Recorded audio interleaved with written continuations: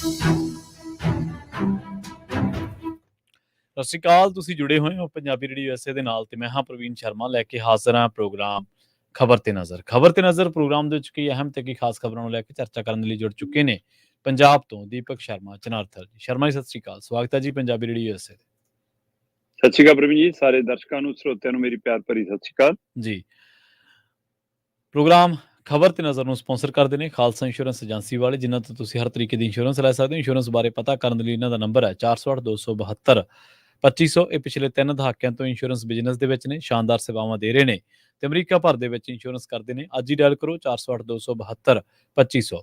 ਟਰਕੀਅਨ immigration ਲਾ firm ਵਾਲੇ ਜੇ ਟਰਕੀਅਨ ਟੌਰਨੀ ਟਰਕੀਅਨਾਂ ਦੇ ਨਾਲ ਤੁਸੀਂ US ਇਮੀਗ੍ਰੇਸ਼ਨ ਬਾਬਤ ਕੋਈ ਵੀ ਸਲਾਹ ਕਰਨੀ, ਕੋਈ ਵੀ ਸਵਾਲ ਪੁੱਛਣਾ ਤੇ ਇਹਨਾਂ ਦਾ ਨੰਬਰ ਹੈ 415 909 0503। ਗੁਰਦੀਪ ਸਿੰਘ ਬਿਰਦੀ ਕਲੋਬੀ, ਸਤਨਾਮ ਸਿੰਘ ਸ਼ੇਰਗਿੱਲ ਸਰਮਾ ਵਿਸਲਾ ਫੈਮਿਲੀ ਫ੍ਰੇਜ਼ਨੋ, ਕਾਬਲ ਸਿੰਘ ਫ੍ਰੇਜ਼ਨੋ, ਮਨਦੀਪ ਸਿੰਘ ਸੰਦੀਪ ਕੌਰ ਸੈਨ ਹੋਜ਼ੇ ਤੇ ਗੁਰਪਾਲ ਸਿੰਘ ਸੈਕਰਾਮੈਂਟੋ, ਸਰਬਜੀਤ ਸਿੰਘ ਸ਼ੋਕਰ ਟਰਲਕ ਤੋਂ। ਇਹਨਾਂ ਸਾਰੇ ਹੀ ਸਪਾਂਸਰਸ ਦਾ ਬਹੁਤ ਬਹੁਤ ਧੰਨਵਾਦ। ਤੇ ਜੇਕਰ ਤੁਸੀਂ ਵੀ ਪੰਜਾਬੀ ਰੇਡੀਓ USA ਦੇ ਇਹਨਾਂ ਪ੍ਰੋਗਰਾਮਾਂ ਨੂੰ ਸਪਾਂਸਰ ਕਰਨਾ ਚਾਹੁੰਦੇ ਹੋ ਤਾਂ ਸਟੂਡੀਓ ਦਾ ਨੰਬਰ ਹੈ 408 272 5200। ਪੰਜਾਬੀ ਰੇਡੀਓ USA ਦੇ ਪ੍ਰੋਗਰਾਮ ਖਬਰ ਤੇ ਨਜ਼ਰ ਨੂੰ ਤੁਸੀਂ ਇਸ ਵੇਲੇ ਸੁਣ ਰਹੇ ਹੋ AM FM ਸਟੇਸ਼ਨ ਦੇ ਨਾਲ ਰੇਡੀਓ ਸੈੱਟ ਤੇ, ਨੈੱਟ ਤੇ, mobile app, social media platforms, Facebook, YouTube ਤੇ ਸੁਣ ਰਹੇ ਹੋ। ਸਾਰੇ ਹੀ ਦਰਸ਼ਕਾਂ ਦਾ ਪ੍ਰੋਗਰਾਮ ਖਬਰ ਤੇ ਨਜ਼ਰ ਦੇ ਵਿੱਚ ਸਵਾਗਤ ਹੈ। ਅੱਜ ਦਾ ਇਹ ਖਬਰ ਤੇ ਨਜ਼ਰ ਪ੍ਰੋਗਰਾਮ ਸਾਲ 2023 ਦੀ 13 ਨਵੰਬਰ ਦਾ ਪ੍ਰੋਗਰਾਮ ਹੈ ਤੇ ਦਿਨ ਅੱਜ ਸੋਮਵਾਰ ਹੈ। ਸ਼ਰਮਾ ਜੀ, ਖਬਰਾਂ ਦੇ ਵੱਲ ਆਈਏ ਤੇ ਸ਼ੁਰੂਆਤ ਕਰੀਏ ਪ੍ਰਦੂਸ਼ਣ ਤੋਂ। ਪ੍ਰਦੂਸ਼ਣ ਦਾ ਮਾਮਲਾ ਇੰਨਾ ਕੁ ਵਧਿਆ ਹੋਇਆ ਕਿ ਇੰਨਾ ਪ੍ਰਦੂਸ਼ਣ ਹੋ ਗਿਆ ਕਿ ਸਾਡੀ ਸਿਆਸਤ ਦੇ ਵਿੱਚ ਜਿਹੜਾ ਪ੍ਰਦੂਸ਼ਣ ਹੈ ਸਾਨੂੰ ਨਜ਼ਰ ਹੀ ਨਹੀਂ ਆਉਂਦਾ। ਪੰਜਾਬ ਦੇ ਪਰਾਲੀ ਪ੍ਰਦੂਸ਼ਣ ਨੂੰ ਕਹਿੰਦੇ ਦਿੱਲੀ ਨੇ ਬੰਬ ਪਟਾਕੇ ਚਲਾ ਕੇ ਭਜਾਇਆ। ਪਹਿਲਾਂ ਤਾਂ ਸਕੀਮ ਮੀਂਹ ਨਾਲ ਭਜਾਉਂਦੀ ਸੀ। ਹਾਂ ਬਿਲਕੁਲ, ਗੱਲਾਂ ਤਾਂ ਇਹ ਕਰਦੇ ਸੀ ਕਿ ਅਸੀਂ ਨਕਲੀ ਮੀਂਹ ਪਵਾਉਣਾ, ਕਾਨਪੁਰ ਤੋਂ ਮੀਂਹ ਪਵਾ ਲੈਣਾ, ਅਸੀਂ ਉਹਦੇ ਨਾਲ ਭਜਾ ਦੇਣਾ। ਤੇ ਫਿਰ ਕੱਲ ਸ਼ਾਇਦ ਦਿੱਲੀ ਵਾਲਿਆਂ ਨੂੰ ਸਮਝ ਆਈ ਕਿ ਨਹੀਂ, ਪਟਾਕਿਆਂ ਨਾਲੇ ਭੱਜੂਗਾ ਤਾਂ। ਸੋ ਇਸ ਲਈ ਕੱਲ ਫਿਰ ਦਿੱਲੀ ਨੇ ਜੰਮ ਕੇ ਪਟਾਕੇ ਚਲਾਏ। ਇਹ ਨਹੀਂ ਕਿ ਪਟਾਕੇ ਬਾਕੀ ਸੂਬਿਆਂ 'ਚ ਨਹੀਂ ਚੱਲੇ ਜਾਂ ਪੰਜਾਬ 'ਚ ਨਹੀਂ ਚੱਲੇ, ਪ੍ਰਦੂਸ਼ਣ ਪੰਜਾਬ ਵਾਲਿਆਂ ਨੇ ਵੀ ਕੀਤਾ। ਪਰ ਦਿੱਲੀ ਵਾਲੇ ਤਾਂ ਸੁਚੇਤ ਸੀ, ਦਿੱਲੀ ਵਾਲੇ ਤਾਂ ਧੂਏ ਨੂੰ ਲੈ ਕੇ ਬਹੁਤ ਫਿਕਰਮੰਦ ਸੀ। ਉਹ ਤਾਂ ਕਹਿੰਦੇ ਸੀ ਕਿ ਪੰਜਾਬ ਦੀ ਪਰਾਲੀ, ਪੰਜਾਬ ਦਾ ਧੂਆਂ। ਤੇ ਫਿਰ ਆਪ ਕੀ ਕੀਤਾ ਜਨਾਬ ਤੁਸੀਂ? ਕੱਲ ਦਿੱਲੀ ਦੇ ਵਿੱਚ ਜਿਹੜਾ AQI ਦਿੱਲੀ ਦਾ ਦੀਵਾਲੀ ਵਾਲੇ ਦਿਨ ਤੋਂ ਇੱਕ ਦਿਨ ਪਹਿਲਾਂ 280 ਤੋਂ 300 ਦੇ ਗੇੜ 'ਚ ਸੀਗਾ। ਕਿਸੇ ਸਮੇਂ ਉਹ 218 ਤੇ ਵੀ ਆ ਗਿਆ ਸੀ ਮੀਂਹ ਪੈਣ ਤੋਂ ਬਾਅਦ। ਉਹ 280 ਤੋਂ 300 ਦੇ ਗੇੜ ਵਾਲਾ 999 ਤੱਕ ਪਹੁੰਚਿਆ। ਹੋ ਸਕਦਾ 1000 ਨੂੰ ਪਾਰ ਚਲਾ ਗਿਆ ਹੋਵੇ, ਪਰ ਮਤਲਬ ਕਿ 999 ਤੇ ਲਿਆ ਕੇ ਸੂਈ ਰੋਕ ਲਈ ਕਿ ਇਹਨਾਂ ਦਾ ਗਿਆ ਜੀ। ਤੇ 600 ਤੱਕ ਰਿਹਾ ਔਸਤਨ ਜਾ ਕੇ। ਸੋ ਇਸ ਲਈ ਉਹ ਦਿੱਲੀ ਕਿਹੜੇ ਮੂੰਹ ਨਾਲ ਫਿਰ ਪਰਾਲੀ ਦੀ ਗੱਲ ਕਰਦੀ ਹੈ, ਕਿਹੜੇ ਮੂੰਹ ਨਾਲ ਗਵਾਂਢੀ ਸੂਬਿਆਂ ਤੇ ਉਂਗਲ ਧਰਦੀ ਹੈ। ਅਸੀਂ ਪ੍ਰਵੀਨ ਜੀ, ਸਵਾਲ ਇਹ ਹੈ ਕਿ ਦਿੱਲੀ ਦੇ ਵਿੱਚ ਜਿਸ ਸਥਿਤੀ ਚੋਂ ਦਿੱਲੀ ਲੰਘ ਰਹੀ ਹੈ, ਉਹਦੇ ਜੇਕਰ ਤੁਸੀਂ ਅੰਕੜਿਆਂ ਤੇ ਗੌਰ ਕਰਨੀ ਹੋਵੇ, ਉਸ ਹਵਾਲੇ ਨਾਲ ਦੁਨੀਆ ਦੇ 10 ਪ੍ਰਦੂਸ਼ਿਤ ਸ਼ਹਿਰਾਂ ਚੋਂ ਅੱਜ ਦਿੱਲੀ ਨੰਬਰ 1 ਤੇ ਆ। ਠੀਕ ਹੈ ਜੀ। ਦੁਨੀਆ ਦੇ ਉਰੇ ਉਸ ਦੀਵਾਲੀ ਵਾਲੇ ਦਿਨ ਤੋਂ ਤੇ ਅਗਲੇ ਦਿਨ ਦੇ ਅੰਕੜਿਆਂ ਦੇ ਹਵਾਲੇ ਨਾਲ ਮੈਂ ਗੱਲ ਕਰਨੀ। ਜੇਕਰ ਇਹਨੂੰ ਦੂਸਰੇ ਪਹਿਲੂ ਤੋਂ ਸਮਝਣਾ ਹੋਵੇ ਕਿ ਦਿੱਲੀ ਦੇ ਵਿੱਚ 100% ਜਿਹੜਾ ਪ੍ਰਦੂਸ਼ਣ ਹੈ, ਉਹਦੇ ਵਿੱਚ ਜਿਹੜਾ ਮਤਲਬ ਕਿ ਮੰਨਿਆ ਜਾਂਦਾ ਕਿ ਫਸਲਾਂ ਦੀ ਰਹਿੰਦ ਖੂੰਹਦ ਨਾਲ ਪ੍ਰਦੂਸ਼ਣ ਆਉਂਦਾ, ਜਿਹੜਾ ਜਿਹਨੂੰ ਪਰਾਲੀ ਵਾਲਾ ਆਪਾਂ ਕਾਰਨ ਮੰਨਦੇ ਹਾਂ ਕਿ ਅੱਗ ਲੱਗਣ ਦਾ ਕਾਰਨ ਹੈ, ਉਹ 100 ਦੇ ਵਿੱਚੋਂ 24% ਹੈ ਜਨਾਬ। ਤੇ ਜੇ ਪਰਾਲੀ ਵਾਲਾ ਜਾਂ ਇਸ ਪਰਾਲੀ ਨਾਲ ਸੰਬੰਧਿਤ ਜਾਂ ਫਸਲਾਂ ਦੇ ਰਹਿੰਦ ਖੂੰਹਦ ਨੂੰ ਅੱਗ ਲੱਗਣ ਵਾਲੇ ਸੰਬੰਧਿਤ ਜੇ ਪ੍ਰਦੂਸ਼ਣ 24% ਹੈ, ਤਾਂ ਫਿਰ 76% ਕਿਹੜਾ ਜੀ? ਉਹਦਾ ਜ਼ਿਕਰ ਕਿੰਨਾ ਕੁ ਹੁੰਦਾ, ਉਹਦੀ ਤੇ ਉਂਗਲ ਕਿੰਨੀ ਕੁ ਤਰੀ ਜਾਂਦੀ ਹੈ? ਇਸ 76% ਦੇ ਵਿੱਚ 32% ਮਤਲਬ ਬਿਜਲੀ ਯੰਤਰਾਂ ਵਾਲਾ, ਇੱਟਾਂ ਭੱਠਿਆਂ ਵਾਲਾ, ਫੈਕਟਰੀਆਂ ਵਾਲਾ, ਰਿਫਾਈਨਰੀਆਂ ਵਾਲਾ, ਉਹ ਦਿੱਲੀ ਦਾ ਆਪਣਾ ਪ੍ਰਦੂਸ਼ਣ ਹੈ ਜੀ। 32% ਹੈ। ਇਹ ਅੰਕੜੇ ਮੇਰੇ ਨਹੀਂ ਗੇ, ਇਹ ਦਿੱਲੀ ਸਰਕਾਰ ਦੇ ਅੰਕੜੇ ਆ। 32% ਦਿੱਲੀ ਦਾ ਪ੍ਰਦੂਸ਼ਣ ਬਿਜਲੀ ਯੰਤਰਾਂ ਤੋਂ, ਇੱਟਾਂ ਭੱਠਿਆਂ ਤੇ ਫੈਕਟਰੀਆਂ, ਰਿਫਾਈਨਰੀਆਂ ਤੋਂ ਆਉਂਦਾ। ਫਿਰ 24% ਫਸਲਾਂ ਦੇ ਰਹਿੰਦ ਖੂੰਹਦ ਹੈ। ਉਹਦੇ ਵਿੱਚ ਦਿੱਲੀ ਦੀਆਂ ਫਸਲਾਂ ਵੀ ਹੈ, ਉਹਦੇ ਚ ਦਿੱਲੀ ਚ ਵੀ ਖੇਤ ਹੈਗੇ ਨੇ। ਉਹਦੇ ਵਿੱਚ ਦਿੱਲੀ ਦੇ NCR ਦਾ ਖੇਤਰ ਪੂਰਾ ਆਉਂਦਾ, ਗੜਗਾਉਂ, ਨੋਇਡਾ, ਜੇ ਉਹ ਤੋਂ ਨਾ UP ਹੈ, ਰਾਜਸਥਾਨ ਹੈ, ਹਰਿਆਣਾ ਹੈ, ਫਿਰ ਪੰਜਾਬ ਹੈ। ਇਹ 24% ਚ। ਫਿਰ ਉਹ ਤੋਂ ਬਾਅਦ 17% ਦਿੱਲੀ ਦੀਆਂ ਆਪਣੀਆਂ ਗੱਡੀਆਂ ਦਾ ਪ੍ਰਦੂਸ਼ਣ ਹੈ। ਫਿਰ 7% ਉੱਥੇ ਕੋਲੇ ਦਾ, ਜਿਹੜਾ ਹੋਟਲਾਂ, ਢਾਬਿਆਂ, ਜੇ ਤੇ ਭੱਠੀਆਂ ਤੇ ਚੱਲਦਾ। 3% ਉੱਥੇ ਨਗਰ ਨਿਗਮ, ਜਿਹੜਾ ਮੰਨ ਲਓ ਹਸਪਤਾਲਾਂ ਦਾ ਕੂੜਾ ਨਿਕਲਿਆ, ਫੈਕਟਰੀਆਂ ਚੋਂ ਕੂੜਾ ਨਿਕਲਿਆ, ਜਿਹੜਾ ਨਗਰ ਨਿਗਮ ਜਿਹੜਾ ਕੂੜਾ ਚੱਕਦਾ, 3% ਉਹਦਾ। 3% ਘਰੇਲੂ ਕੂੜੇ ਦਾ ਪ੍ਰਦੂਸ਼ਣ ਹੈ, 2% ਉੱਥੇ ਸੜਕ ਦੀ ਧੂੜ ਮਿੱਟੀ ਜਿਹੜੀ ਉੱਡਦੀ ਹੈ ਉਹਦਾ ਪ੍ਰਦੂਸ਼ਣ ਹੈ, ਇਹ ਤੋਂ ਬਿਨਾਂ 12% ਹੋਰ ਅਦਰਸ ਹੈ। ਸੋ 76% ਦੀ ਗੱਲ ਨਹੀਂ, 24% ਦੀ ਗੱਲ ਹੈ, ਤੇ 24% ਜਿਵੇਂ ਐ ਜਤਾਇਆ ਜਾ ਰਿਹਾ ਜਿਵੇਂ ਪੰਜਾਬ ਦੀ ਉਹ ਪਰਾਲੀ ਹੋਵੇ। 24% ਚ ਪੰਜਾਬ ਦੀ ਪਰਾਲੀ ਦਾ ਕਿੰਨਾ ਹਿੱਸਾ ਹੋਊਗਾ ਇਹਦਾ ਅੰਦਾਜ਼ਾ ਤੁਸੀਂ ਆਪ ਲਾ ਲਓ। ਜੀ ਜੀ। ਇਹ ਤੋਂ ਇਲਾਵਾ ਜਿਹੜਾ ਕੱਲ ਆਪ ਪਟਾਕੇ ਚਲਾ ਕੇ ਧੂਆਂ ਫੈਲਾ ਕੇ ਪ੍ਰਦੂਸ਼ਣ ਪੂਰੇ ਮੁਲਕ ਦੇ ਲੋਕਾਂ ਨੇ ਕੀਤਾ, ਤੇ ਉਹਨੂੰ ਜੋੜਿਆ ਜਾਂਦਾ ਧਰਮ ਨਾਲ। ਪ੍ਰਵੀਨ ਜੀ, ਦੀਵਾਲੀ ਰੋਸ਼ਨੀਆਂ ਦਾ ਤਿਉਹਾਰ ਹੈ, ਦੀਵਾਲੀ ਚਾਨਣ ਦਾ ਤਿਉਹਾਰ ਹੈ, ਦੀਵਾਲੀ ਖੁਸ਼ੀਆਂ ਵੰਡਣ ਦਾ ਤਿਉਹਾਰ ਹੈ। ਆਪਾਂ ਜਦੋਂ ਹਿੰਦੂ ਧਰਮ ਦੀ ਮਿੱਥ ਅਨੁਸਾਰ ਪੜ੍ਹਦੇ ਹਾਂ ਕਿ ਭਗਵਾਨ ਰਾਮਚੰਦਰ ਜੀ ਲਕਸ਼ਮਣ ਔਰ ਸੀਤਾ ਮਾਤਾ ਸਣੇ ਅਯੋਧਿਆ ਪਰਤੇ, ਤਾਂ ਖੁਸ਼ੀ ਚ ਘਿਓ ਤੇ ਸਰੋਂ ਦੇ ਤੇਲ ਦੇ ਦੀਵੇ ਬਾਲੇ ਗਏ ਜੀ। ਘਿਓ ਦੇ, ਦੇਸੀ ਘਿਓ ਦੇ ਤੇ ਸਰੋਂ ਦੇ ਤੇਲ ਦੇ ਦੀਵੇ ਵਾਤਾਵਰਨ ਨੂੰ ਸ਼ੁੱਧ ਕਰਦੇ ਆ, ਜੀ ਜੀ, ਵਾਤਾਵਰਨ ਨੂੰ ਪਾਵਨ ਕਰਦੇ ਆ। ਤੇ ਆਹ ਵਿੱਚ ਪਟਾਕੇ ਕਿਹਨੇ ਲਿਆਂਦੇ ਜਨਾਬ? ਇਹ ਕਿਹੜਾ ਸਾਡਾ ਧਰਮ ਹੈ ਜਿਹੜਾ ਧਰਮ ਸਾਨੂੰ ਇਹ ਕਹਿੰਦਾ ਕਿ ਪਟਾਕਿਆਂ ਨਾਲੇ ਤਿਉਹਾਰ ਖੜਾ, ਸਾਡਾ ਪਟਾਕਿਆਂ ਦੇ ਸਾਰੇ ਹੀ ਖੜਾ? ਜੀ ਜੀ। ਸੋ ਇਹ ਵਪਾਰੀਕਰਨ, ਕਮਾਈ ਕਿਸੇ ਦੀ, ਅਸੀਂ ਆਪਣੀ ਜੇਬ ਵੀ ਲਟਾਉਣੇ ਆ ਤੇ ਆਪਣੇ ਲਈ ਬਿਮਾਰੀਆਂ ਵੀ ਸੇੜਦੇ, ਪਰ ਅਸੀਂ ਆਉਣਾ ਨਹੀਂ ਉਹਦੇ ਤੇ। ਮਤਲਬ ਇੰਨੇ ਦਿਨਾਂ ਦਾ ਦਿੱਲੀ ਨੇ ਇਸ ਗੱਲ ਨੂੰ ਮੁੱਦਾ ਬਣਾਇਆ ਸੀ ਜੀ, ਤੇ ਫਿਰ ਕਿਉਂ ਨਹੀਂ ਪਟਾਕਿਆਂ ਵਾਲੇ ਦਿਨ ਉਦੋਂ ਇਹ ਪਹਿਲ ਕਦਮੀ ਕੀਤੀ ਕਿ ਲਓ ਜੀ ਅਸੀਂ ਤਾਂ ਉਦਾਹਰਨ ਪੇਸ਼ ਕਰਤੀ, ਹੁਣ ਪਰਾਲੀ ਵਾਲਾ ਮਸਲਾ ਹੱਲ ਕਰੋ। ਪ੍ਰਵੀਨ ਜੀ, ਆ ਮੇਰੇ ਕੋਲ ਅੰਕੜੇ ਪਏ ਨੇ, ਮੈਂ ਪੂਰੇ ਮੁਲਕ ਦੇ ਹਵਾਲੇ ਨਾਲ ਗੱਲ ਕਰਨਾ ਜੀ। ਇੱਕ ਅਨਾਰ ਧੂਆਂ ਕਰਦਾ ਹੋਣਾ, ਕਦੇ ਅੰਦਾਜ਼ਾ ਲਾਇਆ ਕਿਸੇ ਨੇ ਜੀ? ਇੱਕ ਅਨਾਰ 34 ਸਿਗਟਾਂ ਜਿੰਨਾ ਧੂਆਂ ਕਰਦਾ। ਉਹ ਅੱਛਾ। ਤੇ ਦਿੱਲੀ ਚ ਕਿੰਨੇ ਚੱਲੇ ਹੋਣੇ ਤੇ ਪੂਰੇ ਮੁਲਕ ਚ ਕਿੰਨੇ ਚੱਲੇ ਹੋਣੇ? ਰੁਕ ਜਾਓ ਹਲੇ, ਅਨਾਰ ਤੋਂ ਗਾਂਹ ਆ ਜਾਓ। ਕਹਿੰਦੇ ਚੱਕਰੀ ਮਤਲਬ ਸੇਫ ਰਹਿੰਦੀ ਆ, ਨਿਆਣਿਆਂ ਨੂੰ ਇਹ ਦੇ ਦਿਆ ਕਰੋ ਚਲਾਉਣ ਨੂੰ, ਹੈ ਨਾ। ਇੱਕ ਚੱਕਰੀ ਚੋਂ 68 ਸਿਗਟਾਂ ਜਿੰਨਾ ਧੂਆਂ ਨਿਕਲਦਾ। ਅਨਾਰ ਚੋਂ 34 ਤੋਂ 68। ਤੇ ਫਿਰ ਫੁੱਲਝੜੀ ਜਿਹਨੂੰ ਲੈ ਕੇ ਲੋਕ ਕਹਿੰਦੇ ਆ ਕਿ ਇਹ ਤੋਂ ਬਿਨਾਂ ਤਾਂ ਦੀਵਾਲੀ ਪੂਰੀ ਨਹੀਂ ਹੈ। ਫੁੱਲਝੜੀ ਦੀਆਂ ਡੱਬੀਆਂ ਲੈ ਲਓ, ਨਿਆਣੇ ਵੀ ਚਲਾ ਲੈਣਗੇ, ਅੱਧਾ ਸੈਲਫੀ ਵੀ ਖਿਚਾ ਲਾਂਗੇ, ਫੇਸਬੁੱਕ ਤੇ ਵੀ ਪਾ ਲਾਂਗੇ। ਇੱਕ ਫੁੱਲਝੜੀ 74 ਸਿਗਟਾਂ ਜਿੰਨਾ ਧੂਆਂ ਕੱਢਦੀ ਹੈ, ਇੱਕ ਫੁੱਲਝੜੀ। ਤੇ ਕਿੰਨੀਆਂ ਚੱਲੀਆਂ ਇੱਥੋਂ ਅੰਦਾਜ਼ਾ ਲਾ ਲਓ। ਫਿਰ ਉਹ ਤੋਂ ਬਾਅਦ ਇੱਕ ਲੜੀ, ਆ ਮੁਰਗਾ ਪੈਕਟ ਨੂੰ ਪੂਰੇ ਨੂੰ ਅੱਗ ਲਾ ਦੋ, ਬੰਬਾਂ ਦੀ ਲੜੀਆਂ। ਆ ਰਾਜਨੀਤਿਕ ਲੀਡਰ ਵੀ ਮਨਾਉਂਦੇ ਨੇ ਜਦੋਂ ਮਤਲਬ ਕਿ ਕੋਈ ਖੁਸ਼ੀ ਵਾਲਾ ਦਿਨ ਆਉਂਦਾ, ਇਹਨਾਂ ਦੀ ਪਾਰਟੀ ਜਿੱਤ ਗਈ ਜੀ, ਉਦੋਂ ਵੀ ਲੜੀਆਂ ਰੱਖ ਰੱਖ ਅੱਗ ਲਾਉਂਦੇ ਨੇ। ਹਾਂਜੀ। ਇੱਕ ਲੜੀ 208 ਸਿਗਟਾਂ ਜਿੰਨਾ ਧੂਆਂ ਕਰਦੀ, ਇੱਕ ਲੜੀ। ਤੇ ਉਹ ਤੋਂ ਬਾਅਦ ਸਭ ਤੋਂ ਆਸਾਨ ਮੰਨਿਆ ਜਾਂਦਾ ਕਿ ਜਿਹਨੂੰ ਕੁਛ ਨਹੀਂ ਚਲਾਉਣਾ ਹੁੰਦਾ ਜੀ, ਉਹਨੂੰ ਆ ਸੱਪ ਨਿਕਲਣ ਵਾਲੀ ਗੋਲੀਆਂ ਜੀਆਂ ਦੇ ਦਿਓ। ਠੀਕ ਹੈ। ਉਹ ਕਾਲੀਆਂ ਕਾਲੀਆਂ ਗੋਲੀਆਂ ਹੁੰਦੀਆਂ, ਮਾੜੀ ਜਿਹੀ ਅੱਗ ਲਾ ਦੋ, ਮਾੜਾ ਜਿਹਾ ਸੱਪ ਜਿਹਾ ਬਣ ਜਾਂਦਾ, ਫਿਰ ਅਗਲੀ ਗੋਲੀ ਲਾ ਦੋ, ਉਹ ਸਿੱਟੀ ਜਾਂਦੇ ਨੇ ਅੱਗ। ਉਹ ਇੱਕ ਜਿਹੜਾ ਸਨੇਕ ਟੈਬਲੇਟ ਹੈ, ਮਤਲਬ ਉਹ ਸੱਪ ਜਿਹੀ ਵਾਲੀ ਗੋਲੀ ਹੈ ਇੱਕ, ਉਹ ਇੱਕ ਗੋਲੀ 464 ਸਿਗਟਾਂ ਜਿੰਨਾ ਧੂਆਂ ਕਰਦੀ ਹੈ। ਇੱਕ ਡੱਬੀ ਕਿ ਇੱਕ ਗੋਲੀ? ਸ਼ਰਮਾ ਜੀ, ਡੱਬੀ ਚ ਤਾਂ ਕਈ ਹੁੰਦੀਆਂ। ਇੱਕ ਗੋਲੀ ਜਨਾਬ, ਇੱਕ ਗੋਲੀ। ਉਹ ਅੱਛਾ। ਗੋਲੀ ਦੇ ਵਿੱਚ ਇੰਨਾ ਰਸਾਇਣਕ ਤੱਤ ਨੇ ਕਿ ਉਹ 464 ਸਿਗਟਾਂ ਜਿੰਨਾ ਧੂਆਂ ਕਰਦੀ ਹੈ। ਇੱਕ ਗੋਲੀ ਦੀ ਗੱਲ ਕਰ ਰਿਹਾ ਮੈਂ, ਇੱਕ ਸੱਪ ਵਾਲੀ ਗੋਲੀ। ਸੋ ਇੱਕ ਅਨਾਰ 34 ਸਿਗਟਾਂ, ਇੱਕ ਚੱਕਰੀ 68 ਸਿਗਟਾਂ, ਇੱਕ ਫੁੱਲਝੜੀ 74 ਸਿਗਟਾਂ, ਇੱਕ ਲੜੀ 208 ਸਿਗਟਾਂ ਜਿੰਨਾ, ਤੇ ਇੱਕ ਸੱਪ ਵਾਲੀ ਗੋਲੀ 464 ਸਿਗਟਾਂ ਜਿੰਨਾ ਧੂਆਂ ਕਰਦੀ ਹੈ। ਤੇ ਫਿਰ ਹੁਣ ਇਹਦੇ ਲਈ ਕੌਣ ਜ਼ਿੰਮੇਵਾਰ ਹੈ ਜੀ? ਸੋ ਇਸ ਲਈ ਦਿੱਲੀ ਨੇ ਕੱਲ ਜੰਮ ਕੇ ਬੰਬਾਜੀ ਕੀਤੀ, ਜੰਮ ਕੇ ਪਟਾਕੇ ਚਲਾਏ, ਤੇ ਦਮ ਭਰ ਰਹੇ ਸੀਗੇ ਕਿ ਅਸੀਂ ਨਕਲੀ ਮੀਂਹ ਨਾਲ ਦਿੱਲੀ ਦਾ ਪ੍ਰਦੂਸ਼ਣ ਘਟਾ ਲੈਣਾ। ਤੇ ਕੱਲ 999 ਕਿਹਨੇ ਪਹੁੰਚਾਇਆ, ਇਹ ਦਿੱਲੀ ਵਾਲੇ ਜਵਾਬ ਦੇਣ। ਤੇ ਫਿਰ ਕੱਲ ਨੂੰ ਸਵਾਲ ਕਰਦੇ ਆ ਜੀ, ਹਰਿਆਣੇ ਦੀ ਪਰਾਲੀ ਦਾ ਧੂਆਂ ਆ ਗਿਆ, ਯੂਪੀ ਦੀ ਪਰਾਲੀ ਦਾ ਆ ਗਿਆ, ਪੰਜਾਬ ਦੀ ਪਰਾਲੀ ਦਾ ਆ ਗਿਆ। ਸੋ ਜਿਹੜਾ ਕੱਲ ਤੁਸੀਂ ਕਿੰਨੇ ਖੇਤਾਂ ਨੂੰ ਅੱਗ ਲਾਈ, ਕਿੰਨੇ ਏਕੜ ਕੱਲ ਪਰਾਲੀ ਤੁਸੀਂ ਫੂਕੀ, ਉਹਦਾ ਦਿੱਲੀ ਜਵਾਬ ਦੇ ਦੇ। ਬਿਲਕੁਲ। ਤੇ ਅਗਲੀ ਖਬਰ ਦੇ ਵੱਲ ਵਧੀਏ ਤੇ ਗੱਲ ਕਰੀਏ ਦਿੱਲੀ ਦੇ ਮੁੱਖ ਮੰਤਰੀ ਸਾਹਿਬ ਦੀ। ਕਹਿੰਦੇ ਪ੍ਰਦੂਸ਼ਣ ਮਾਮਲੇ ਤੇ ਦਿੱਲੀ ਤੇ ਪੰਜਾਬ ਦੇ ਨਾਲ ਬੋਲਿਆ ਕੇਜਰੀਵਾਲ ਦਾ ਕੋਈ ਝੂਠ ਫੜਿਆ ਗਿਆ ਜੀ? ਪ੍ਰਵੀਨ ਜੀ, ਲੀਡਰ ਸੱਚ ਕਦੋਂ ਬੋਲਦੇ ਆ? ਲੀਡਰਾਂ ਦਾ ਕੰਮ ਕੀ ਹੁੰਦਾ ਹੈ? ਵੋਟ ਸਿਆਸਤ ਜੀ। ਬਿਲਕੁਲ। ਅਰਵਿੰਦ ਕੇਜਰੀਵਾਲ ਜੀ ਹੋਰੀ ਨੇ ਦਿੱਲੀ ਵਾਸੀਆਂ ਨਾਲ ਵਾਅਦਾ ਕੀਤਾ ਸੀ ਅੱਜ ਤੋਂ 1 ਸਾਲ ਪਹਿਲਾਂ। ਠੀਕ ਹੈ ਜੀ। ਕਿ ਆਹ ਸਾਲ ਤਾਂ ਲੰਘਾ ਲਓ, ਅਗਲੇ ਸਾਲ ਤੁਹਾਨੂੰ ਕੋਈ ਮੁਸ਼ਕਲ ਨਹੀਂ ਆਊਗੀ, ਪੱਕਾ ਹੱਲ ਹੋ ਜਾਊਗਾ ਦਿੱਲੀ ਦੇ ਪ੍ਰਦੂਸ਼ਣ ਦਾ। ਔਰ ਜਦੋਂ ਕੇਜਰੀਵਾਲ ਸਾਹਿਬ ਇਹ ਵਾਅਦਾ ਕਰ ਰਹੇ ਸੀ, ਉਸ ਸਮੇਂ ਪੰਜਾਬ ਦੇ ਅੱਜ ਦੇ ਜਿਹੜੇ ਮੁੱਖ ਮੰਤਰੀ ਸਾਹਿਬ ਨੇ ਉਹ ਵੀ ਨਾਲ ਸੀ। ਇਹ ਗੱਲ ਹੈ ਕਿ 4 ਨਵੰਬਰ 2022 ਨੂੰ ਦਿੱਲੀ ਦੇ ਮੁੱਖ ਮੰਤਰੀ ਅਰਵਿੰਦ ਕੇਜਰੀਵਾਲ ਨੇ ਭਗਵੰਤ ਮਾਨ ਹੋਰਾਂ ਨਾਲ ਬੈਠ ਕੇ ਦਿੱਲੀ ਦੇ ਪੋਲਿਊਸ਼ਨ ਉੱਤੇ ਇੱਕ ਪ੍ਰੈਸ ਕਾਨਫਰੰਸ ਕੀਤੀ। ਠੀਕ ਹੈ ਜੀ। ਤੇ ਕਿਹਾ ਕਿ ਅਗਲੇ ਸੀਜ਼ਨ 'ਚ ਤੁਹਾਨੂੰ ਕੋਈ ਤਕਲੀਫ ਨਹੀਂ ਆਊਗੀ, ਮੇਰਾ ਦਿੱਲੀ ਵਾਲਿਆਂ ਨਾਲ ਵਾਅਦਾ। ਤੇ ਹੁਣ ਜਨਾਬ ਕਿੱਥੇ ਨੇ ਦੱਸਣ? ਜਿਹੜਾ ਦਿੱਲੀ ਦਾ AQI 999 ਤੱਕ ਗਿਆ ਹੈ, ਜਿਹੜਾ ਦਿੱਲੀ ਦਾ ਹੁਣ AQI 656 ਤੇ ਆਇਆ ਦੀਵਾਲੀ ਤੋਂ ਅਗਲੇ ਦਿਨ, ਸੋ ਹੁਣ ਕਿੱਥੇ ਨੇ ਜਨਾਬ? ਕੋਈ ਜਵਾਬ ਤਲਬ ਹੀ ਨਹੀਂ, ਕੋਈ ਪੁੱਛਣ ਵਾਲਾ ਨਹੀਂ। ਚਲੋ ਹੋਰ ਛੱਡੋ, ਪੰਜਾਬ ਦੇ ਹਵਾਲੇ ਨਾਲ ਗੱਲ ਕਰ ਲੈਂਦੇ ਜੀ। ਦਿੱਲੀ ਦਾ ਵਾਤਾਵਰਨ ਮੰਤਰੀ ਹੈ ਜੀ ਗੋਪਾਲ ਰਾਏ। ਅੱਜ ਕੱਲ ਦਾਅਵੇਦਾਰ ਹੈ ਕਿ ਪਾਰਟੀ ਸੁਪਰੀਮੋ ਬਣ ਜਾਵਾਂ, ਪਤਾ ਨਹੀਂ ਜੇ ਕੇਜਰੀਵਾਲ ਅੰਦਰ ਗਿਆ ਤਾਂ ਸ਼ਾਇਦ ਮੈਂ ਮੁੱਖ ਮੰਤਰੀ ਬਣ ਜਾਵਾਂ।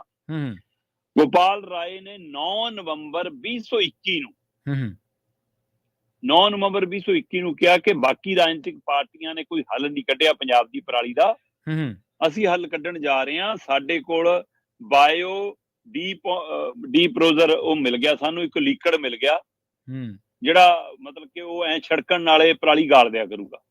ਸੋ ਅਸੀਂ ਉਹ ਛੜਕਾ ਕਰਿਆ ਕਰਾਂਗੇ, ਪਰਾਲੀ ਦਾ ਮਸਲਾ ਹੱਲ ਹੋ ਜਾਊਗਾ। ਆਮ ਆਦਮੀ ਪਾਰਟੀ ਸਰਕਾਰ ਆਉਂਦਿਆਂ ਹੀ ਅਸੀਂ ਇਹਨੂੰ ਅਮਲੀ ਜਾਮਾ ਪਹਿਨਾਵਾਂਗੇ। ਠੀਕ ਹੈ। ਇਹ ਪੰਜਾਬ ਦੀ ਆਮ ਆਦਮੀ ਪਾਰਟੀ ਦੇ ਲੀਡਰਾਂ ਨੇ ਵੀ ਪੰਜਾਬ 'ਚ ਵੇਚਿਆ। ਇੱਕ ਵੀਡੀਓ ਸੋਸ਼ਲ ਮੀਡੀਆ ਤੇ ਹੁਣ ਵੀ ਚੱਲ ਰਹੀ ਆ, ਉਹ 'ਚ ਅਮਨ ਅਰੋੜਾ ਵੀ ਨੇ, ਕੁਲਤਾਰ ਸੰਧਵਾ ਵੀ ਨੇ, ਉਹ 'ਚ ਹਰਪਾਲ ਚੀਮਾ ਵੀ ਨੇ, ਉਹਦੇ ਵਿੱਚ ਜਰਨੈਲ ਸਿੰਘ ਜਿਹੜੇ ਪੰਜਾਬ ਮਾਮਲੇ ਦੇ ਇੰਚਾਰਜ ਰਹੇ ਉਹ ਵੀ ਨੇ। ਉਹ ਕਹਿੰਦੇ ਜੀ ਅਸੀਂ ਵਿਗਿਆਨੀਆਂ ਨੂੰ ਮਿਲੇ ਆਏ, ਅਸੀਂ ਤਜਰਬਾ ਦੇਖਿਆ ਜੀ, ਬੜਾ ਕਮਾਲ ਦਾ ਜੀ, ਅਸੀਂ ਪੰਜਾਬ ਦੀ ਸਰਕਾਰ ਨੂੰ ਸਲਾਹ ਦੇਵਾਂਗੇ। ਇਹ ਤਾਂ ਉਹੀ ਫਿਰਦੇ ਰਹੇ, ਆ ਲਓ ਜੀ ਸਾਨੂੰ ਮਿਲ ਗਿਆ ਬਾਇਓਡੀਕੋਜ਼ਰ, ਇਹਦੇ ਨਾਲ ਜੀ ਮਤਲਬ ਪਰਾਲੀ ਕੰਟਰੋਲ ਹੋ ਜਾ ਕਰੂ, ਪਰਾਲੀ ਖੇਤ 'ਚ ਗਲ ਜਾ ਕਰੂਗੀ। ਬਸ ਮਤਲਬ ਕਿ 1 ਲੀਟਰ ਜਾਂ ਇਹ ਲੈਣਾ, ਪਾਣੀ 'ਚ ਘੋਲਣਾ ਤੇ ਛਿੜਕ ਦੇਣਾ ਤੇ ਮਸਲਾ ਹੱਲ ਹੋ ਜਾ ਕਰਨਾ। ਉਹ ਪਤਾ ਨਹੀਂ ਇਹਨਾਂ ਦੀ ਬਾਲਟੀ ਡੁੱਲ ਗਈ ਜੀ, ਪਤਾ ਨਹੀਂ ਕਿੱਥੇ ਗਿਆ ਉਹ ਮਤਲਬ ਕਿ ਮੁੜ ਕੇ ਗੱਲੇ ਨਹੀਂ। ਅੱਜ ਕੱਲ ਸੋਸ਼ਲ ਮੀਡੀਆ ਤੇ ਕਈ ਤਰ੍ਹਾਂ ਉਹਨੂੰ ਫਿਰ ਸਵਾਲ ਪਾ ਰਹੀਆਂ ਨੇ। ਸੋ ਅਰਵਿੰਦ ਕੇਜਰੀਵਾਲ ਦੀ ਪਾਰਟੀ ਨੇ ਦਿੱਲੀ ਨਾਲ ਵੀ ਪ੍ਰਦੂਸ਼ਣ ਦੇ ਮਾਮਲੇ ਤੇ ਝੂਠ ਬੋਲਿਆ ਤੇ ਪੰਜਾਬ ਵਾਸੀਆਂ ਨਾਲ ਵੀ ਝੂਠ ਬੋਲਿਆ, ਔਰ ਉਹ ਝੂਠ ਅੱਜ ਵੀ ਬਰਕਰਾਰ ਹੈ। ਸੋ ਹੁਣ ਕਹਿੰਦੇ ਜੀ ਸਾਡਾ ਜੀ ਥੋੜਾ ਕਰਦਾ ਜੀ ਪਰਚੇ ਕਰਨ ਨੂੰ, ਪਰ ਅਸੀਂ ਪਰਚੇ ਕਰਨੇ ਪੈਣੇ ਆ ਜੀ ਸਾਨੂੰ। ਮੈਂ ਕਹਿਣਾ ਤੁਹਾਡੇ ਹੱਲ ਕਿੱਥੇ ਗਏ? ਫਾਰਮੂਲੇ ਕਿੱਥੇ ਗਏ? ਜਿਹੜੀਆਂ ਧਾਰਾਵਾਂ ਦਾ ਜ਼ਿਕਰ ਮੁੱਖ ਮੰਤਰੀ ਸਾਹਿਬ ਪਹਿਲਾਂ ਕਰਦੇ ਸੀਗੇ, ਹੁਣ ਉਹ ਧਾਰਾਵਾਂ ਕਿਉਂ ਲੱਭ ਗਈਆਂ ਇਹਨਾਂ ਨੂੰ? ਸੋ ਇਸ ਲਈ ਇਹ ਸਾਰੇ ਹਵਾਲੇ ਨਾਲ ਇੱਕ ਵੱਡਾ ਪਹਿਲੂ ਖੜਾ ਕਿ ਰਾਜਨੀਤਿਕ ਲੀਡਰ ਵੋਟਾਂ ਹਾਸਲ ਕਰਨ ਲਈ ਕਿਸੇ ਹੱਦ ਤੱਕ ਜਾ ਸਕਦੇ ਨੇ, ਝੂਠੇ ਫਾਰਮੂਲੇ ਲੋਕਾਂ ਨਾਲ, ਝੂਠੇ ਵਾਅਦੇ ਲੋਕਾਂ ਨਾਲ। ਤੇ ਅੱਜ ਦਿੱਲੀ ਪੰਜਾਬ ਬਿਲਕੁਲ ਪ੍ਰਦੂਸ਼ਣ ਦੇ ਵਿੱਚੋਂ, ਪੰਜਾਬ 'ਚ ਵੀ ਕੱਲ ਜੰਮ ਕੇ ਉਵੇਂ ਹੀ ਪਟਾਕੇ ਚੱਲੇ ਨੇ, ਉਵੇਂ ਹੀ ਫੁੱਲਝੜੀਆਂ ਚੱਲੀਆਂ ਨੇ, ਉਵੇਂ ਹੀ ਨਿਯਮਾਂ ਦਾ ਕੋਈ ਪਾਲਣ ਨਹੀਂ ਹੋਇਆ। ਸੋ ਇਸ ਲਈ ਆਹ ਪ੍ਰਦੂਸ਼ਣ ਹੋਇਆ। ਤੇ ਦੂਸਰੇ ਪਾਸੇ ਪਰਾਲੀ ਵਾਲਾ ਹਵਾਲਾ, ਜਿਹਦਾ ਕਹਿੰਦੇ ਸੀ ਸਦਾ ਲਈ ਹੱਲ ਸਾਡੇ ਕੋਲ ਹੈਗਾ, ਸਾਡੇ ਕੋਲ ਹੁਣ ਇਹ ਲੀਕੜ ਲੱਭ ਗਿਆ, ਛੜਕਾਈ ਕਰਨਾ, ਤੇ ਉਹਦੇ ਮਾਮਲੇ ਤੇ ਵੀ ਝੂਠ ਫੜਿਆ ਗਿਆ। ਔਰ ਦਿੱਲੀ ਨੂੰ ਕਹਿੰਦੇ 1 ਸਾਲ ਛੱਡੋ, ਕਿੰਨੇ ਸਾਲ ਲੰਘਾਤੇ ਜਨਾਬ। ਹੁਣ ਤਾਂ ਕੋਰਟ ਵੀ ਪੁੱਛਣ ਲੱਗ ਗਈ ਕਿ ਤੁਹਾਨੂੰ ਇੰਨਾ ਸਮਾਂ ਹੋ ਗਿਆ ਦਿੱਲੀ ਦੇ ਵਿੱਚ ਮੁੱਖ ਮੰਤਰੀ ਬਣਿਆ ਨੂੰ, ਤੁਸੀਂ ਤਾਂ ਹੱਲ ਕੱਢ ਨਹੀਂ ਸਕੇ, ਤੁਸੀਂ ਤਾਂ ਵਾਅਦਾ ਕਰਕੇ ਆਏ ਸੀ। ਸੋ ਇਹ ਕੇਜਰੀਵਾਲ ਤੇ ਉਹਦੀ ਪਾਰਟੀ ਦਾ ਝੂਠ ਸਪਸ਼ਟ ਰੂਪ ਸਾਹਮਣੇ ਆ ਜੀ। ਤੁਸੀਂ ਸਰਕਾਰ ਦੇ ਹੁਕਮਾਂ ਦੀ ਗੱਲ ਕਰਦੇ ਹੋ, ਇਹ ਤਾਂ ਸੁਪਰੀਮ ਕੋਰਟ ਦੇ ਹੁਕਮਾਂ ਦੀਆਂ ਵੀ ਧੱਜੀਆਂ ਉੱਡ ਗਈਆਂ ਕਹਿੰਦੇ ਸ਼ਰਮਾ ਜੀ, ਕਿਵੇਂ ਉੱਡੀਆਂ ਜੀ? ਬਿਲਕੁਲ ਪ੍ਰਵੀਨ ਜੀ, ਸੁਪਰੀਮ ਕੋਰਟ ਦੇ ਹਵਾਲੇ ਨਾਲ ਜੇਕਰ ਗੱਲ ਕਰਨੀ ਹੋਵੇ ਤਾਂ ਸੁਪਰੀਮ ਕੋਰਟ ਨੇ ਤਾਂ ਰੋਕ ਲਾਈ ਹੋਈ ਹੈ। ਭਾਰਤ ਦੇ ਵਿੱਚ ਖਤਰਨਾਕ ਪਟਾਕੇ, ਪ੍ਰਦੂਸ਼ਣ ਫੈਲਾਉਣ ਵਾਲੇ, ਰਸਾਇਣਿਕ ਤੱਤਾਂ ਵਾਲੇ ਪਟਾਕੇ ਚੱਲਣੇ ਪੂਰੀ ਤਰ੍ਹਾਂ ਬੈਨ। ਠੀਕ ਹੈ ਜੀ। ਚੱਲਣੇ ਕਿਉਂ? ਮਾਨਯੋਗ ਸੁਪਰੀਮ ਕੋਰਟ ਨੇ ਸਪਸ਼ਟ ਲਫ਼ਜ਼ਾਂ 'ਚ ਹੁਕਮ ਜਾਰੀ ਕੀਤਾ ਸੀ ਕਿ ਗ੍ਰੀਨ ਪਟਾਕਿਆਂ ਤੋਂ ਇਲਾਵਾ ਹਰ ਤਰ੍ਹਾਂ ਦਾ ਪਟਾਕਾ, ਬੰਬ ਪਟਾਕਾ ਬਣਾਉਣਾ ਤੇ ਵੇਚਣਾ ਬੈਨ ਹੈ। ਜੀ। ਤਾਂ ਨਾ ਜੇ ਬਾਜ਼ਾਰ 'ਚ ਵਿਕੂਗਾ, ਤੇ ਵਿਕੂਗਾ ਤਾਂ ਜੇ ਬਣੂਗਾ। ਸੋ ਜੇ ਸੁਪਰੀਮ ਕੋਰਟ ਦੇ ਹੁਕਮਾਂ ਤੋਂ ਬਾਅਦ ਬਣਨਾ ਹੀ ਰੁਕ ਗਿਆ ਹੁੰਦਾ ਤਾਂ ਕੀ ਦਿੱਲੀ ਤੇ ਕੀ ਪੰਜਾਬ ਤੇ ਕੀ ਭਾਰਤ ਦੇ ਬਾਕੀ ਸੂਬੇ ਕਿਤੇ ਹਵਾ ਦਾ ਪ੍ਰਦੂਸ਼ਣ ਵਿਗੜਦਾ, ਕਿਤੇ ਲੋਕਾਂ ਨੂੰ ਸਾਹ ਲੈਣ ਦੀ ਦਿੱਕਤ ਆਉਂਦੀ, ਕਿਤੇ ਬਿਮਾਰੀਆਂ ਲੱਗਦੀਆਂ, ਕਿਤੇ ਜ਼ਖਮੀ ਹੁੰਦੇ? ਪੰਜਾਬ 'ਚ 10 ਹਾਦਸੇ ਵਾਪਰ ਗਏ। ਅੱਛਾ। ਇਸ ਧੂਏ ਦੇ ਗਵਾਰ ਕਾਰਨ ਸੜਕਾਂ ਤੇ, ਮੈਂ ਸੜਕ ਹਾਦਸਿਆਂ ਦੀ ਗੱਲ ਕਰ ਰਿਹਾ। ਉਹ ਤੋਂ ਬਿਨਾਂ ਜਿਹੜੇ ਲੋਕ ਹਸਪਤਾਲਾਂ 'ਚ ਗਏ, ਅੱਖਾਂ ਵਾਲੇ, ਹੱਥਾਂ ਵਾਲੇ, ਕਿਸੇ ਜ਼ਖਮੀ ਹੋਇਆ, ਕਿਸੇ ਦੀ ਅੱਖ ਤੇ ਟਾਕਾ ਵੱਜਿਆ, ਕੁਛ ਉਹ ਵੱਖਰਾ ਹੈ। ਸੜਕ ਹਾਦਸੇ ਜਿਹ 'ਚ 2 ਤੋਂ 3 ਜਾਨਾਂ ਵੀ ਗਈਆਂ। ਸੋ ਇਹ ਅਸਰ ਸੀ ਉਸ ਧੂਏ ਦਾ, ਬੰਬ ਪਟਾਕਿਆਂ ਵਾਲੇ ਦਾ। ਪਰ ਸੁਪਰੀਮ ਕੋਰਟ ਨੇ ਅਕਤੂਬਰ 2018 ਦੇ ਵਿੱਚ ਇੱਕ ਹੁਕਮ ਜਾਰੀ ਕੀਤਾ ਕਿ ਭਾਈ ਗ੍ਰੀਨ ਪਟਾਕੇ ਤੇ ਜਮਾਂ ਘੱਟ ਪ੍ਰਦੂਸ਼ਣ ਵਾਲੇ ਜਿਹੜੇ ਉਸ ਪੈਮਾਨੇ ਵਾਲੇ ਹੋਣ, ਉਹਨਾਂ ਤੋਂ ਇਲਾਵਾ ਬਾਕੀ ਸਾਰੇ ਤਰ੍ਹਾਂ ਦੇ ਪਟਾਕੇ ਬਣਾਉਣ ਤੇ ਵੇਚਣ ਤੇ ਬੈਨ ਲਾਇਆ ਜਾਂਦਾ ਹੈ। ਕੋਰਟ ਨੇ ਫਿਰ ਪਟਾਕਿਆਂ ਦੇ, ਉਹ ਤੋਂ ਬਾਅਦ, ਇਹ 2018 ਦੀ ਗੱਲ ਹੈ, ਫਿਰ 2021 ਦੇ ਵਿੱਚ 29 ਅਕਤੂਬਰ 2021 ਨੂੰ ਸੁਪਰੀਮ ਕੋਰਟ ਨੇ ਜਿਹੜਾ ਵੇਰੀਅਮ ਸਾਲਟ ਹੈ, ਉਹ ਕੈਮੀਕਲ, ਇੱਕ ਮਤਲਬ ਬੜਾ ਰਸਾਇਣਿਕ ਤੱਤ ਹੈ ਇਹ, ਹੈ ਨਾ, ਉਹ ਵੇਰੀਅਮ ਸਾਲਟ, ਉਹਦੇ ਪਰ ਬੈਨ ਲਾਇਆ ਕਿ ਇਹ ਬਿਲਕੁਲ ਨਹੀਂ ਵਰਤਿਆ ਜਾਊਗਾ ਪਟਾਕਿਆਂ 'ਚ ਜੀ, ਗ੍ਰੀਨ ਪਟਾਕਿਆਂ ਵਗੈਰਾ 'ਚ ਵੀ ਕਿਤੇ ਇਹਦੀ ਵਰਤੋਂ ਨਹੀਂ ਹੋਊਗੀ। ਠੀਕ ਹੈ ਜੀ। ਤੇ ਸਤੰਬਰ 2023 ਦੇ ਵਿੱਚ, ਇਹ ਹੁਣ 21 ਤੋਂ ਬਾਅਦ 23 ਚ ਆ ਗਿਆ, ਆਪਾਂ ਸਤੰਬਰ 2023 ਦੇ ਵਿੱਚ ਇੱਕ ਫਰਮ ਸੁਪਰੀਮ ਕੋਰਟ 'ਚ ਪਟੀਸ਼ਨ ਲੈ ਕੇ ਗਈ ਕਿ ਨਹੀਂ ਜੀ ਸਾਨੂੰ ਅਸਾਲਟ ਵਰਤਣ ਦੀ ਮਨਜ਼ੂਰੀ ਦਿਓ। ਕੋਰਟ ਨੇ ਭਜਾਤਾ, ਕਹਿੰਦੇ ਬਿਲਕੁਲ ਨਹੀਂ, ਕੋਈ ਮਨਜ਼ੂਰੀ ਨਹੀਂ। ਸੋ ਜਦੋਂ ਇਹਦੀ ਮਨਜ਼ੂਰੀ ਦਾ ਹਵਾਲਾ ਆਇਆ, ਕੋਰਟ ਨੂੰ ਲੱਗਿਆ ਕਿਤੇ ਇਹ ਤਾਂ ਨਹੀਂ ਸਮਝਣਗੇ ਕਿ ਇਹ ਤੋਂ ਇਹਦੀ ਮਨਜ਼ੂਰੀ ਨਹੀਂ, ਬਾਕੀ ਪਟਾਕੇ ਬਣਾਈ ਜਾਓ। ਫਿਰ ਉਹਨਾਂ ਨੇ ਦੁਬਾਰਾ 7 ਨਵੰਬਰ 2023 ਨੂੰ ਸਪਸ਼ਟ ਲਫ਼ਜ਼ਾਂ 'ਚ ਮਾਣਯੋਗ ਸੁਪਰੀਮ ਕੋਰਟ ਨੇ ਫਿਰ ਦੁਹਰਾਇਆ ਕਿ ਪਟਾਕੇ ਬਣਾਉਣੇ ਤੇ ਵੇਚਣੇ ਬੈਨ ਨੇ, ਔਰ ਇਹ ਬੈਨ ਕੱਲਾ ਦਿੱਲੀ ਜਾਂ NCR 'ਚ ਨਹੀਂ ਹੈਗਾ, ਪੂਰੇ ਭਾਰਤ 'ਚ ਲਾਗੂ ਹੈ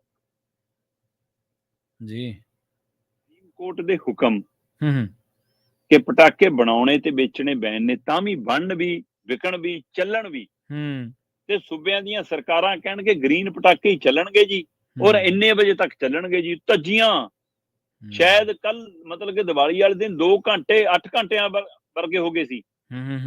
2 ਘੰਟੇ ਦੀ ਮਨਜ਼ੂਰੀ ਹੈ ਜੀ, 3 ਘੰਟੇ ਦੀ ਮਨਜ਼ੂਰੀ ਹੈ ਜੀ, ਰਾਤ ਨੂੰ 2 ਵਜੇ ਤੱਕ ਚੱਲੀ ਗਏ। ਆਪਣੇ ਤਾਂ ਪਿੰਡਾਂ 'ਚ ਆਏ ਹੁੰਦਾ ਨਾ, ਫਿਰ ਅਗਲਾ ਕਹਿੰਦਾ ਨਾ, ਜਦੋਂ ਗਵਾਂਢੀਆਂ ਦੇ ਮੁੱਕ ਕੇ ਫਿਰ ਸ਼ੁਰੂ ਕਰਾਂਗੇ ਅਸੀਂ ਤਾਂ, ਹੈ ਨਾ, ਜਦੋਂ ਇਹ ਸਾਰੇ ਸੌਂਗੇ ਫਿਰ ਠਾਲਾਂਗੇ ਇਹਨਾਂ ਨੂੰ ਆਪਣੇ ਪਟਾਕੇ ਚਲਾ ਕੇ। ਬਿਲਕੁਲ ਜੀ, ਸੁਪਰੀਮ ਕੋਰਟ ਦੇ ਹੁਕਮਾਂ ਦੀਆਂ ਸ਼ਰੇਆਮ ਧੱਜੀਆਂ ਉੱਡੀਆਂ। ਪ੍ਰਵੀਨ ਜੀ, ਕਿਸੇ ਸਮੇਂ ਅਦਾਲਤ ਨੇ ਲਿਫਾਫੇ ਬੈਨ ਕੀਤੇ। ਹਾਂਜੀ। ਤੇ ਫਿਰ ਲਿਫਾਫੇ ਫੜਨ ਲਈ ਛਾਪੇ ਵੱਜਦੇ ਸੀ ਦੁਕਾਨ ਤੇ, ਕਰਿਆਨੇ ਦੀ ਦੁਕਾਨ ਤੇ, ਹਲਵਾਈ ਦੀ ਦੁਕਾਨ ਤੇ, ਰੇਹੜੀ ਵਾਲੇ, ਸਬਜ਼ੀ ਵੇਚਣ ਵਾਲੀ ਰੇਹੜੀ ਤੇ। ਫੈਕਟਰੀਆਂ ਨਹੀਂ ਫੜੀਆਂ ਮਾਂ ਦੇ ਪੁੱਤਾਂ ਨੇ, ਲਿਫਾਫੇ ਬਣਦੇ ਰਹੇ, ਫੈਕਟਰੀਆਂ ਤੇ ਵਿਕਦੇ ਰਹੇ। ਉਸੇ ਤਰ੍ਹਾਂ ਪਟਾਕੇ ਲੱਗਣ ਵਾਲੀਆਂ ਦੁਕਾਨਾਂ ਤੋਂ ਹਫ਼ਤਾ ਲੈਣ ਆ ਜਾਂਦੇ ਨੇ, ਕਰਨ ਆ ਜਾਂਦੇ ਨੇ ਅਧਿਕਾਰੀ, ਮੁਲਾਜ਼ਮ, ਪੁਲਿਸ ਤੰਤਰ ਸਾਰਾ, ਕਿ ਤੂੰ ਵੇਚ ਰਿਹਾ ਓਏ, ਆ ਤੂੰ ਦੂਆ ਡੱਬਾ ਰੱਖਿਆ। ਤੇ ਜਦੋਂ ਕੋਰਟ ਨੇ ਕਿਹਾ ਕਿ ਬਣਾਉਣੇ ਬੰਦ ਕਰੋ, ਫੈਕਟਰੀਆਂ ਕਿਉਂ ਨਹੀਂ ਬੰਦ ਹੋਈਆਂ? ਜੀ। ਉੱਥੇ ਰਾਜਨੀਤਿਕ ਧਿਰਾਂ ਨੂੰ, ਪ੍ਰਸ਼ਾਸਨਿਕ ਧਿਰਾਂ ਨੂੰ ਮੋਟੀ ਕਮਾਈ ਆਉਂਦੀ ਆ, ਜੇਬ ਗਰਮ ਮੋਟੀ ਹੁੰਦੀ ਆ, ਇਸ ਲਈ ਫਿਰ ਅੱਖਾਂ ਮੀਟ ਲੈਂਦੇ ਨੇ। ਸਵਾਲ ਇਹ ਹੈ ਕਿ ਜੇਕਰ ਕੋਰਟ ਦਾ ਹੁਕਮ ਲਾਗੂ ਨਹੀਂ ਹੋਇਆ ਤਾਂ ਇਹਦੇ ਲਈ ਪ੍ਰਦੂਸ਼ਣ ਕੰਟਰੋਲ ਵਿਭਾਗ, ਸੂਬਿਆਂ ਦੇ ਮੰਤਰਾਲੇ, ਹੈ ਨਾ, ਸੂਬਿਆਂ ਦੀਆਂ ਸਰਕਾਰਾਂ, ਕੇਂਦਰੀ ਵਾਤਾਵਰਨ ਮੰਤਰਾਲਾ, ਪੁਲਿਸ, ਪ੍ਰਸ਼ਾਸਨਿਕ ਅਧਿਕਾਰੀ ਤੇ ਕੇਂਦਰ ਸਰਕਾਰ, ਸਾਰੇ ਜ਼ਿੰਮੇਵਾਰ ਹੈ ਜਨਾਬ। ਸੁਪਰੀਮ ਕੋਰਟ ਨੂੰ ਸਾਰਿਆਂ ਨੂੰ ਕਟਹਿਰੇ 'ਚ ਖੜਾ ਕਰ ਲੈਣਾ ਚਾਹੀਦਾ ਹੁਣ ਕਿ ਕਿੱਥੇ ਹੋ ਤੁਸੀਂ, ਇਸ ਸਥਿਤੀ 'ਚੋਂ ਕਿਉਂ ਆ।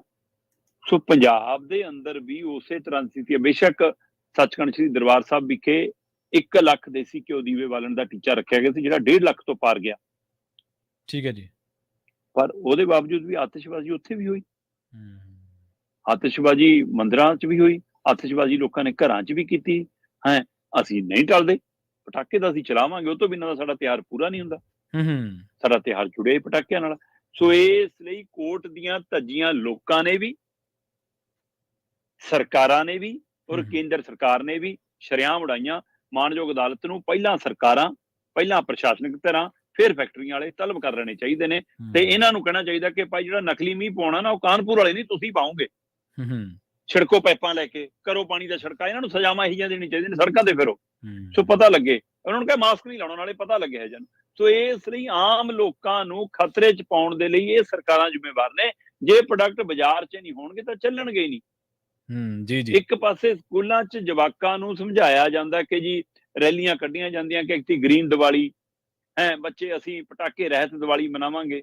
ਫਿਰ ਉਹ ਸਾਰੇ ਸ਼ਾਮ ਨੂੰ ਕਿੱਥੇ ਚਲੇ ਜਾਂਦੇ ਨੇ? ਮਤਲਬ ਇਹਦਾ ਮਤਲਬ ਮਾਸਟਰ ਗੁੜ ਖਾਣਾ ਛੱਡਣ ਤਾਂ ਨਿਆਣੇ ਤੇ ਅਸਰ ਹੋਵੇ। ਸੋ ਉਹਨਾਂ ਦੀ ਕਈਆਂ ਗੱਲਾਂ ਦਾ ਅਸਰ ਕਿਉਂ ਨਹੀਂ? ਸੋ ਸਰਕਾਰਾਂ ਦੀਆਂ ਕਈਆਂ ਗੱਲਾਂ ਦਾ, ਅਦਾਲਤਾਂ ਦੀ ਕਈਆਂ ਗੱਲਾਂ ਦਾ ਅਸਰ ਕਿਉਂ ਨਹੀਂ? ਇਹਦੇ ਬਾਰੇ ਸੋਚਣ ਦੀ ਲੋੜ ਹੈ ਜੀ। ਤੇ ਸ਼ਰਮਾ ਜੀ, ਗੱਲ ਕਰੀਏ ਲਾਇਸੈਂਸੀ ਹਥਿਆਰਾਂ ਦੀ, ਪਰ ਕਹਿੰਦੇ ਹੁਣ ਜਿੱਥੇ CM ਸਾਹਿਬ ਨੇ ਆਉਣਾ ਉੱਥੇ ਜਮ੍ਹਾਂ ਕਰਵਾਉਣੇ ਪੈਣਗੇ ਲਾਇਸੈਂਸੀ ਹਥਿਆਰ। ਅੱਗੇ ਤਾਂ ਵੋਟਾਂ ਵੇਲੇ ਜਮ੍ਹਾਂ ਹੁੰਦੇ ਸੀਗੇ ਸ਼ਰਮਾ। ਪ੍ਰਵੀਨ ਜੀ, ਬਦਲਾਅ ਕਿਹਨੂੰ ਕਹਿੰਦੇ ਆ ਫਿਰ? ਜੇ ਬਦਲਾਅ 'ਚ ਕੁਝ ਨਵਾਂ ਨਹੀਂ ਆਊਗਾ, ਫਿਰ ਬਦਲਾਅ ਨਜ਼ਰ ਕਿਵੇਂ ਆਊਗਾ ਜੀ? ਮਤਲਬ ਜੇ ਹੁਣ ਮੁੱਖ ਮੰਤਰੀ ਸਾਹਿਬ ਨੇ ਕਿਸੇ ਖੇਤਰ 'ਚ ਵਿਆਹ ਸਮਾਗਮ 'ਚ ਵੀ ਜਾਣਾ ਹੈ, ਹਾਂਜੀ, ਵਿਆਹ ਵਾਲੀ ਥਾਂ ਦੇ ਆਲੇ ਦੁਆਲੇ, ਉਸ ਪੈਲਸ ਦੇ ਆਲੇ ਦੁਆਲੇ ਪਿੰਡਾਂ ਦੇ ਹਥਿਆਰ ਜਮਾ ਹੋਣਗੇ ਨਹੀਂ, ਹੋਣ ਲੱਗ ਗਏ। ਅੱਛਾ, ਇਹ ਘਟਨਾ ਵਾਪਰ ਗਈ ਜਨਾਬ ਜੀ। ਮੀਤ ਹੇਅਰ ਸਾਹਿਬ ਦਾ ਵਿਆਹ ਦਾ ਪ੍ਰੋਗਰਾਮ ਸੀ, ਠੀਕ ਹੈ ਜੀ। ਰਿਸੈਪਸ਼ਨ ਪਾਰਟੀਆਂ ਬੂਟੀਆਂ ਹੁੰਦੀਆਂ ਵਿਆਹ ਤੋਂ ਬਾਅਦ, ਉਹ ਰੰਗਾ ਰੰਗ ਪਾਰਟੀਆਂ ਚੱਲ ਰਹੀਆਂ ਸੀ ਤੇ ਉਹਨਾਂ ਚੋਂ ਇੱਕ ਪਾਰਟੀ ਚੰਡੀਗੜ੍ਹ ਦੇ ਲਾਗੇ ਡੇਰਾਬੱਸੀ ਦੇ ਇੱਕ ਪੈਲਸ 'ਚ ਰੱਖੀ ਵੀ ਸੀ। ਠੀਕ ਤੇ ਹੈ। ਡੇਰਾਬੱਸੀ ਵਾਲੀ ਪੈਲਸ ਦੇ ਵਿੱਚ ਜਦੋਂ ਮੀਤ ਹੇਅਰ ਸਾਹਿਬ ਦੀ ਪਾਰਟੀ ਸੀ ਤਾਂ ਉੱਥੇ ਸੁਨੇਹਾ ਪਹੁੰਚ ਗਿਆ ਜੀ ਕਿ ਹਾਂ ਜੀ ਜਨਾਬ ਸੀਐਮ ਸਾਹਿਬ ਵੀ ਆਉਣਗੇ। ਤੇ ਸੀਐਮ ਸਾਹਿਬ ਆਉਣ ਦਾ ਮਤਲਬ ਹੁੰਦਾ ਕਿ ਲੋਕਲ ਪੁਲਿਸ ਵੀ, ਸੀਐਮ ਸਾਹਿਬ ਦੀ ਸਿਕਿਉਰਿਟੀ ਵੀ, ਉਹ ਪਹਿਲਾਂ ਫਿਰ ਰੂਟ ਵਗੈਰਾ ਲੱਗਦਾ, ਸਾਰਾ ਕੁਝ ਹੁੰਦਾ ਤੇ ਉਸੇ ਤਹਿਤ ਫਿਰ ਪੁਲਿਸ ਨੂੰ ਹਦਾਇਤਾਂ ਵੀ ਚਲੀ ਜਾਂਦੀਆਂ 2-3 ਦਿਨ ਪਹਿਲਾਂ। ਤੇ ਇਸ ਹਦਾਇਤਾਂ 'ਚ ਇਹ ਹਦਾਇਤ ਕਿਵੇਂ ਗਈ, ਪੈਲਸ ਦੇ ਆਲੇ ਦੁਆਲੇ ਵਾਲੇ ਜਿਹੜੇ ਪਿੰਡ ਨੇ ਉਹਨਾਂ ਲੋਕਾਂ ਦੇ ਲਾਇਸੈਂਸੀ ਹਥਿਆਰ ਜਮ੍ਹਾਂ ਕਰਾ ਲਓ। ਅੱਛਾ। ਤੇ ਉਹ ਥਾਣਿਆਂ 'ਚ ਜਮ੍ਹਾਂ ਹੋਏ। ਡੇਰਾਬੱਸੀ ਤੋਂ ਅਜੀਤ ਅਖਬਾਰ ਦੇ ਪੱਤਰਕਾਰ ਨੇ ਰਣਵੀਰ ਸਿੰਘ, ਠੀਕ ਹੈ ਜੀ, ਰਣਵੀਰ ਸਿੰਘ ਦੀ ਅਜੀਤ ਅਖਬਾਰ ਦੀ ਇੱਕ ਖਬਰ ਦੇ ਹਵਾਲੇ ਨਾਲ ਹੀ ਰਿਪੋਰਟ ਸਾਹਮਣੇ ਆਈ। ਮੇਰੀ ਬਕਾਇਦਾ ਉਹਦੇ ਨਾਲ ਗੱਲ ਵੀ ਹੋਈ, ਬਾਅਦ ਚੋਂ ਮੈਂ ਅਧਿਕਾਰੀਆਂ ਨਾਲ ਵੀ ਰਾਬਤਾ ਕੀਤਾ। ਉਹ ਕਹਿੰਦੇ ਜੀ 8 ਨਵੰਬਰ ਨੂੰ ਦਿਨ ਬੁੱਧਵਾਰ ਸੀ, ਮੀਤ ਹੇਅਰ ਦੀ ਵਿਆਹ ਦੀ ਇੱਕ ਪਾਰਟੀ ਡੇਰਾਬੱਸੀ ਦੇ ਇੱਕ ਪੈਲਸ 'ਚ ਰੱਖੀ ਗਈ ਸੀ ਤੇ ਮੰਗਲਵਾਰ ਨੂੰ ਉਸ ਪੈਲਸ ਦੇ ਆਲੇ ਦੁਆਲੇ ਵਾਲੇ 3 ਪਿੰਡ ਮੋੜ ਠਿਕਰੀ, ਕਕਰਾਲੀ, ਦਫਰਪੁਰ, ਇਹਨਾਂ 3 ਪਿੰਡਾਂ ਦੇ ਲੋਕਾਂ ਨੂੰ ਹਦਾਇਤ ਚਲੀ ਗਈ ਜਿਨ੍ਹਾਂ ਕੋਲ ਲਾਇਸੈਂਸੀ ਹਥਿਆਰ ਸੀ ਕਿ ਥਾਣੇ ਆ ਕੇ ਜਮ੍ਹਾਂ ਕਰਾ ਜਾਓ। ਉਹ ਕਹਿੰਦੇ ਤਿਉਹਾਰਾਂ ਦੇ ਦਿਨ ਨੇ ਜਨਾਬ, ਕੰਮ ਕਰਨ ਦੋ, ਕੋਈ ਬਾਹਰ ਅੰਦਰ ਗਿਆ, ਕੋਈ ਦੁਕਾਨ ਤੇ ਹੈ, ਕੋਈ ਕਾਰੋਬਾਰੀ ਤੇ ਹੈ, ਕੋਈ ਰਿਸ਼ਤੇਦਾਰੀ ਦਾ ਦੇਣ ਲੈਣਾ, ਸਾਰਾ ਕੁਝ, ਕਿ ਸਾਨੂੰ ਕੰਮ ਕਰਨ ਦੋ। ਉਹ ਕਹਿੰਦੇ ਨਾ ਨਾ ਸੀਐਮ ਸਾਹਿਬ ਨੇ ਆਉਣਾ ਹੈ, ਛੇਤੀ ਕਰੋ, ਜਮ੍ਹਾਂ ਕਰਾ ਕੇ ਜਾਓ। ਠੀਕ ਹੈ। ਮੂੰਹ ਜ਼ਬਾਨੀ ਹੁਕਮ ਨੇ, ਕੋਈ ਕਾਗਜ਼ੀ ਪੱਤਰੀ ਨਹੀਂ। ਉਹਨਾਂ ਨੂੰ ਜੀ ਥਾਣੇ ਆਉਣਾ ਪਿਆ। ਇੱਕ ਦਿਨ ਪਹਿਲਾਂ ਸਾਰਿਆਂ ਦੇ ਲਾਇਸੈਂਸੀ ਹਥਿਆਰ ਜਮ੍ਹਾਂ ਕਰਾ ਲਏ ਤੇ ਜਨਾਬ ਵਿਆਹ ਤੇ ਆਏ ਨਹੀਂ। ਉਹ ਦੂਜੀ ਪਾਰਟੀ ਤਾਂ ਹਾਲੇ ਸੀ, ਇਸ ਪਾਰਟੀ 'ਚ ਨਹੀਂ ਆਏ। ਤੇ ਜਦੋਂ ਨਹੀਂ ਆਏ ਤਾਂ ਫਿਰ ਦੂਏ ਦਿਨ ਚਲੋ ਜੀ, 2 ਦਿਨਾਂ ਬਾਅਦ ਫਿਰ ਬੁੱਧਵਾਰ ਨੂੰ ਪ੍ਰੋਗਰਾਮ ਹੋ ਗਿਆ। ਫਿਰ ਸ਼ੁੱਕਰਵਾਰ ਨੂੰ ਸੁਨੇਹੇ ਲੱਗੇ ਕਿ ਆ ਕੇ ਲੈ ਜਾਓ। ਉਹ ਕਹਿੰਦੇ ਜੀ ਹੁਣ ਦੀਵਾਲੀ ਤੋਂ ਬਾਅਦ ਲੈ ਲਾਂਗੇ, ਰੱਖੀ ਰੱਖੋ, ਸਾਨੂੰ ਕੰਮ। ਕਹਿੰਦੇ ਨਾ ਨਾ ਨਾ, ਛੇਤੀ ਲੈ ਜਾਓ, ਅਸੀਂ ਵਿਹਲੇ ਕਰਨੇ, ਅਸੀਂ ਥਾਣੇ 'ਚ ਨਹੀਂ ਰੱਖ ਸਕਦੇ। ਜੀ ਜੀ, ਅੱਛਾ। ਫਿਰ ਸ਼ੁੱਕਰਵਾਰ ਨੂੰ ਬੁਲਾ ਕੇ ਉਹਨਾਂ ਨੂੰ ਵਾਪਸ ਕਰਤੇ। ਤੇ ਜਦੋਂ ਪੁਲਿਸ ਅਧਿਕਾਰੀਆਂ ਨਾਲ ਰਾਬਤਾ ਕੀਤਾ, ਕਹਿੰਦੇ ਨਹੀਂ ਨਹੀਂ, ਉਹ ਕੁਝ ਨਿਯਮਾਂ ਦੀ ਜਦੋਂ ਤਬਦੀਲੀ ਹੋ ਜਾਂਦੀ ਹੈ, ਕਈ ਵਾਰ ਪ੍ਰੋਟੋਕੋਲ 'ਚ ਤਬਦੀਲੀ ਹੁੰਦੀ ਹੈ, ਕਈ ਵਾਰ ਸੁਰੱਖਿਆ ਦੇ ਨਿਯਮਾਂ 'ਚ, ਉਹਦੇ ਹਵਾਲੇ ਨਾਲ ਹੁੰਦਾ। ਮੈਂ ਕਿਹਾ ਕਮਾਲ ਹੈ, 3 ਪਿੰਡਾਂ ਤੇ ਲਾਗੂ ਹੁੰਦਾ, ਇਹ ਪੈਲਸ ਦੇ ਆਲੇ ਦੁਆਲੇ ਲਾਗੂ ਹੋਣਾ ਸੀ, ਇਹ ਉਸੇ ਦਿਨ ਲਾਗੂ ਹੋਣਾ ਸੀ। ਸੋ ਇਹ ਸਭ ਨੂੰ ਸਮਝ ਆਉਂਦਾ ਜੀ। ਮਤਲਬ ਜਿਹੜੇ ਕਹਿੰਦੇ ਸੀ ਕਿ ਇੰਨੀਆਂ ਸਿਕਿਉਰਿਟੀਆਂ ਰੱਖਣ ਵਾਲੇ ਮੁਰਗੀਖਾਨੇ ਖੋਲ ਲੈਣ, ਹਾਂਜੀ ਹਾਂਜੀ, ਉਹ 42 ਗੱਡੀਆਂ ਦੇ ਕਾਫਲੇ 'ਚ ਚੱਲਣ ਵਾਲੇ ਅੱਜ ਦੇ ਆਲੇ ਦੁਆਲੇ ਦੇ ਪਿੰਡਾਂ ਦੇ ਲਾਇਸੈਂਸੀ ਹਥਿਆਰਾਂ ਤੋਂ ਵੀ, ਭਾਈ ਲਾਇਸੈਂਸੀ ਹਥਿਆਰ ਤਾਂ ਫੜ ਲਏ, ਉਸ ਇਲਾਕੇ 'ਚ ਜੇ ਕੋਈ ਗੈਂਗਸਟਰ ਕੋਲ ਹੋਇਆ ਉਹਦਾ ਕੀ ਕੀਤਾ? ਸੋ ਜਿਹੜੇ ਖੁੱਲੇਆਮ ਕੱਟੇ ਦੂਜੇ ਹਥਿਆਰ ਪੰਜਾਬ 'ਚ ਆਮ ਚੱਲਦੇ ਨੇ, ਆਮ ਹੈਗੇ ਨੇ, ਉਹਦਾ ਕੀ ਹੈ ਰਿਕਾਰਡ ਜੀ? ਸੋ ਇਸ ਲਈ ਆਹ ਇੱਕ ਨਵੀਂ ਦਹਿਸ਼ਤ, ਲੋਕਾਂ 'ਚ ਨਵਾਂ ਖੋਫ, ਇੱਕ ਨਵਾਂ ਤਰੀਕਾ, ਨਵਾਂ ਬਦਲਾ। ਡੇਰਾਬੱਸੀ ਖੇਤਰ ਦੇ ਲੋਕ ਕਹਿੰਦੇ ਭਾਈ ਸਾਡੇ ਖੇਤਰ ਦੇ ਵਿੱਚ ਵੱਡੇ ਵੱਡੇ ਫਾਰਮ ਹਾਊਸ ਹੈਗੇ ਨੇ, ਵਿਆਹ ਇੱਥੇ ਪਹਿਲਾਂ ਵੀ ਹੁੰਦੇ ਰਹਿੰਦੇ ਨੇ, ਜਾਂ ਰਾਜਨੀਤਿਕ ਪਾਰਟੀਆਂ ਦੇ ਸਮਾਗਮ ਹੁੰਦੇ ਰਹਿੰਦੇ ਨੇ, ਤੇ ਇਸ ਖੇਤਰ 'ਚ ਸਮਾਗਮਾਂ 'ਚ ਪ੍ਰਕਾਸ਼ ਸਿੰਘ ਬਾਦਲ ਵੀ ਬਤੌਰ ਸੀਐਮ ਆਉਂਦੇ ਰਹੇ ਨੇ, ਕੈਪਟਨ ਅਮਰਿੰਦਰ ਵੀ ਬਤੌਰ ਮੁੱਖ ਮੰਤਰੀ ਆਏ ਨੇ, ਚਰਨਜੀਤ ਚੰਨੀ ਵੀ ਬਤੌਰ ਮੁੱਖ ਮੰਤਰੀ ਆਏ ਨੇ। ਪਰ ਪਹਿਲੀ ਵਾਰ ਹੋਇਆ ਕਿ ਭਗਵੰਤ ਮਾਨ ਜੀ ਨੇ ਆਉਣਾ ਸੀ, ਆਏ ਨਹੀਂ, ਤਾਂ ਵੀ ਸਾਡੇ ਲਾਇਸੈਂਸੀ ਹਥਿਆਰ ਜਮ੍ਹਾਂ ਹੋਏ। ਸੋ ਇਸ ਲਈ ਇਸ ਹਵਾਲੇ ਨਾਲ ਅੱਜ ਪੰਜਾਬ ਭਰ 'ਚ ਚਰਚਾ ਕਿ ਜਿੱਥੇ ਵੀ ਸੀਐਮ ਸਾਹਿਬ ਨੇ ਆਉਣਾ, ਬਾਈ ਆਪੇ ਜਾ ਕੇ ਥਾਣੇ ਆਪਣੇ ਲਾਇਸੈਂਸੀ ਹਥਿਆਰ ਦਿਆ ਕਰੋ, ਨਹੀਂ ਤਾਂ ਫਿਰ ਪੁਲਿਸ ਲੱਭਣ ਆਇਆ ਕਰੂਗੀ ਕਿ ਹਥਿਆਰ ਜਮ੍ਹਾਂ ਕਰਾਓ ਭਾਈ। ਆਹ ਨਵਾਂ ਬਦਲਾਅ ਹੈ। ਸ਼ਰਮਾ ਜੀ, ਜਗਰਾਉਂ ਦੇ ਵਿੱਚ, ਸ਼ਾਇਦ ਪਤਾ ਨਹੀਂ ਲੁਧਿਆਣੇ ਦੇ ਵਿੱਚ, ਇੱਕ ਕੱਪੜਾ ਵਪਾਰੀ ਨੌਜਵਾਨ ਮੁੰਡੇ ਨੂੰ ਗੋਲੀ ਮਾਰਤੀ ਸੀ ਕਿਉਂਕਿ ਉਹਨੇ ਫਰੌਤੀ ਨਹੀਂ ਸੀ ਦਿੱਤੀ। ਇੱਕ ਪੁਲਿਸ ਵਾਲਾ ਮੁੰਡਾ ਵੀ ਇਸ ਹਮਲੇ ਦਾ ਸ਼ਿਕਾਰ ਹੋਇਆ ਸੀਗਾ। ਤੇ ਸੰਦੀਪ ਨੰਗਲੰਬੀਆਂ ਦਾ ਕਤਲ ਹੋਇਆ, ਉਹਦੇ 'ਚ ਲਾਇਸੈਂਸੀ ਹਥਿਆਰ ਸੀ। ਸਿੱਧੂ ਮੂਸੇਵਾਲੇ ਦਾ ਕਤਲ ਹੋਇਆ, ਲੰਘੇ ਦਿਨੀ ਕਿੰਨੀਆਂ ਵਾਰਦਾਤਾਂ ਆਪਣੇ ਪੋਟਿਆਂ ਤੇ ਰਟੀਆਂ ਹੋਈਆਂ ਨੇ, ਜਿਨ੍ਹਾਂ ਦੇ ਵਿੱਚ ਲਾਇਸੈਂਸੀ ਹਥਿਆਰ ਤਾਂ, ਆ ਜਿਹੜੀ ਕੋਠਾ ਗੁਰੂ ਵਾਲੀ ਘਟਨਾ ਹੋਣੀ, ਇੱਕ ਪਰਿਵਾਰਕ ਰੰਜਿਸ਼ ਕਰਕੇ, ਇਹਦੇ 'ਚ ਤਾਂ ਹੋ ਸਕਦਾ ਲਾਇਸੈਂਸੀ ਹਥਿਆਰ ਹੋਵੇ, ਨਹੀਂ ਤਾਂ ਕਿੰਨੀਆਂ ਵਾਰਦਾਤਾਂ ਹੁੰਦੀਆਂ ਨੇ। ਕਿੰਨੇ ਕੁ ਲਾਇਸੈਂਸੀ ਹਥਿਆਰਾਂ ਦਾ ਆਪਾਂ ਜ਼ਿਕਰ ਵੇਣੇ ਆ। ਔਰ ਦੂਜੀ ਗੱਲ ਇਹ ਕਿ ਕਿੰਨੀ ਹਾਸੋਹੀਣ ਸਥਿਤੀ ਹੈ ਕਿ ਸਾਡੀ ਪੁਲਿਸ ਕੋਲ ਹਥਿਆਰ ਜਮ੍ਹਾਂ ਕਰਾਉਣ ਦਾ ਤਾਂ ਹੈ ਜ਼ਬਾਨੀ ਕਲਾਮੀ ਕਿ ਉਹ ਜਮ੍ਹਾਂ ਕਰਵਾ ਸਕਦੀ ਹੈ, ਪਰ ਉਹਨੂੰ ਰੱਖ ਨਹੀਂ ਸਕਦੀ। ਜੇ ਰੱਖਣ ਵਾਲੀ ਹੁੰਦੀ ਤਾਂ ਫਿਰ ਦੀਵਾਲੀ ਟਪਾ ਹੀ ਲੈਂਦੇ। ਤੇ ਜਾਂਦੇ ਜਾਂਦੇ ਗੱਲ ਕਰੀਏ ਕੌਮਾਂਤਰੀ ਮਾਮਲੇ ਦੀ। 2 ਕੌਮਾਂਤਰੀ ਮਾਮਲਿਆਂ ਨੂੰ ਇੱਕੋ ਹੈਡਲਾਈਨ ਦੇ ਵਿੱਚ, ਇੱਕੋ ਖਬਰ ਦੇ ਵਿੱਚ ਹੀ ਆਪਾਂ ਕੋਸ਼ਿਸ਼ ਕਰਾਂਗੇ ਕਵਰ ਕਰਨ ਦੀ।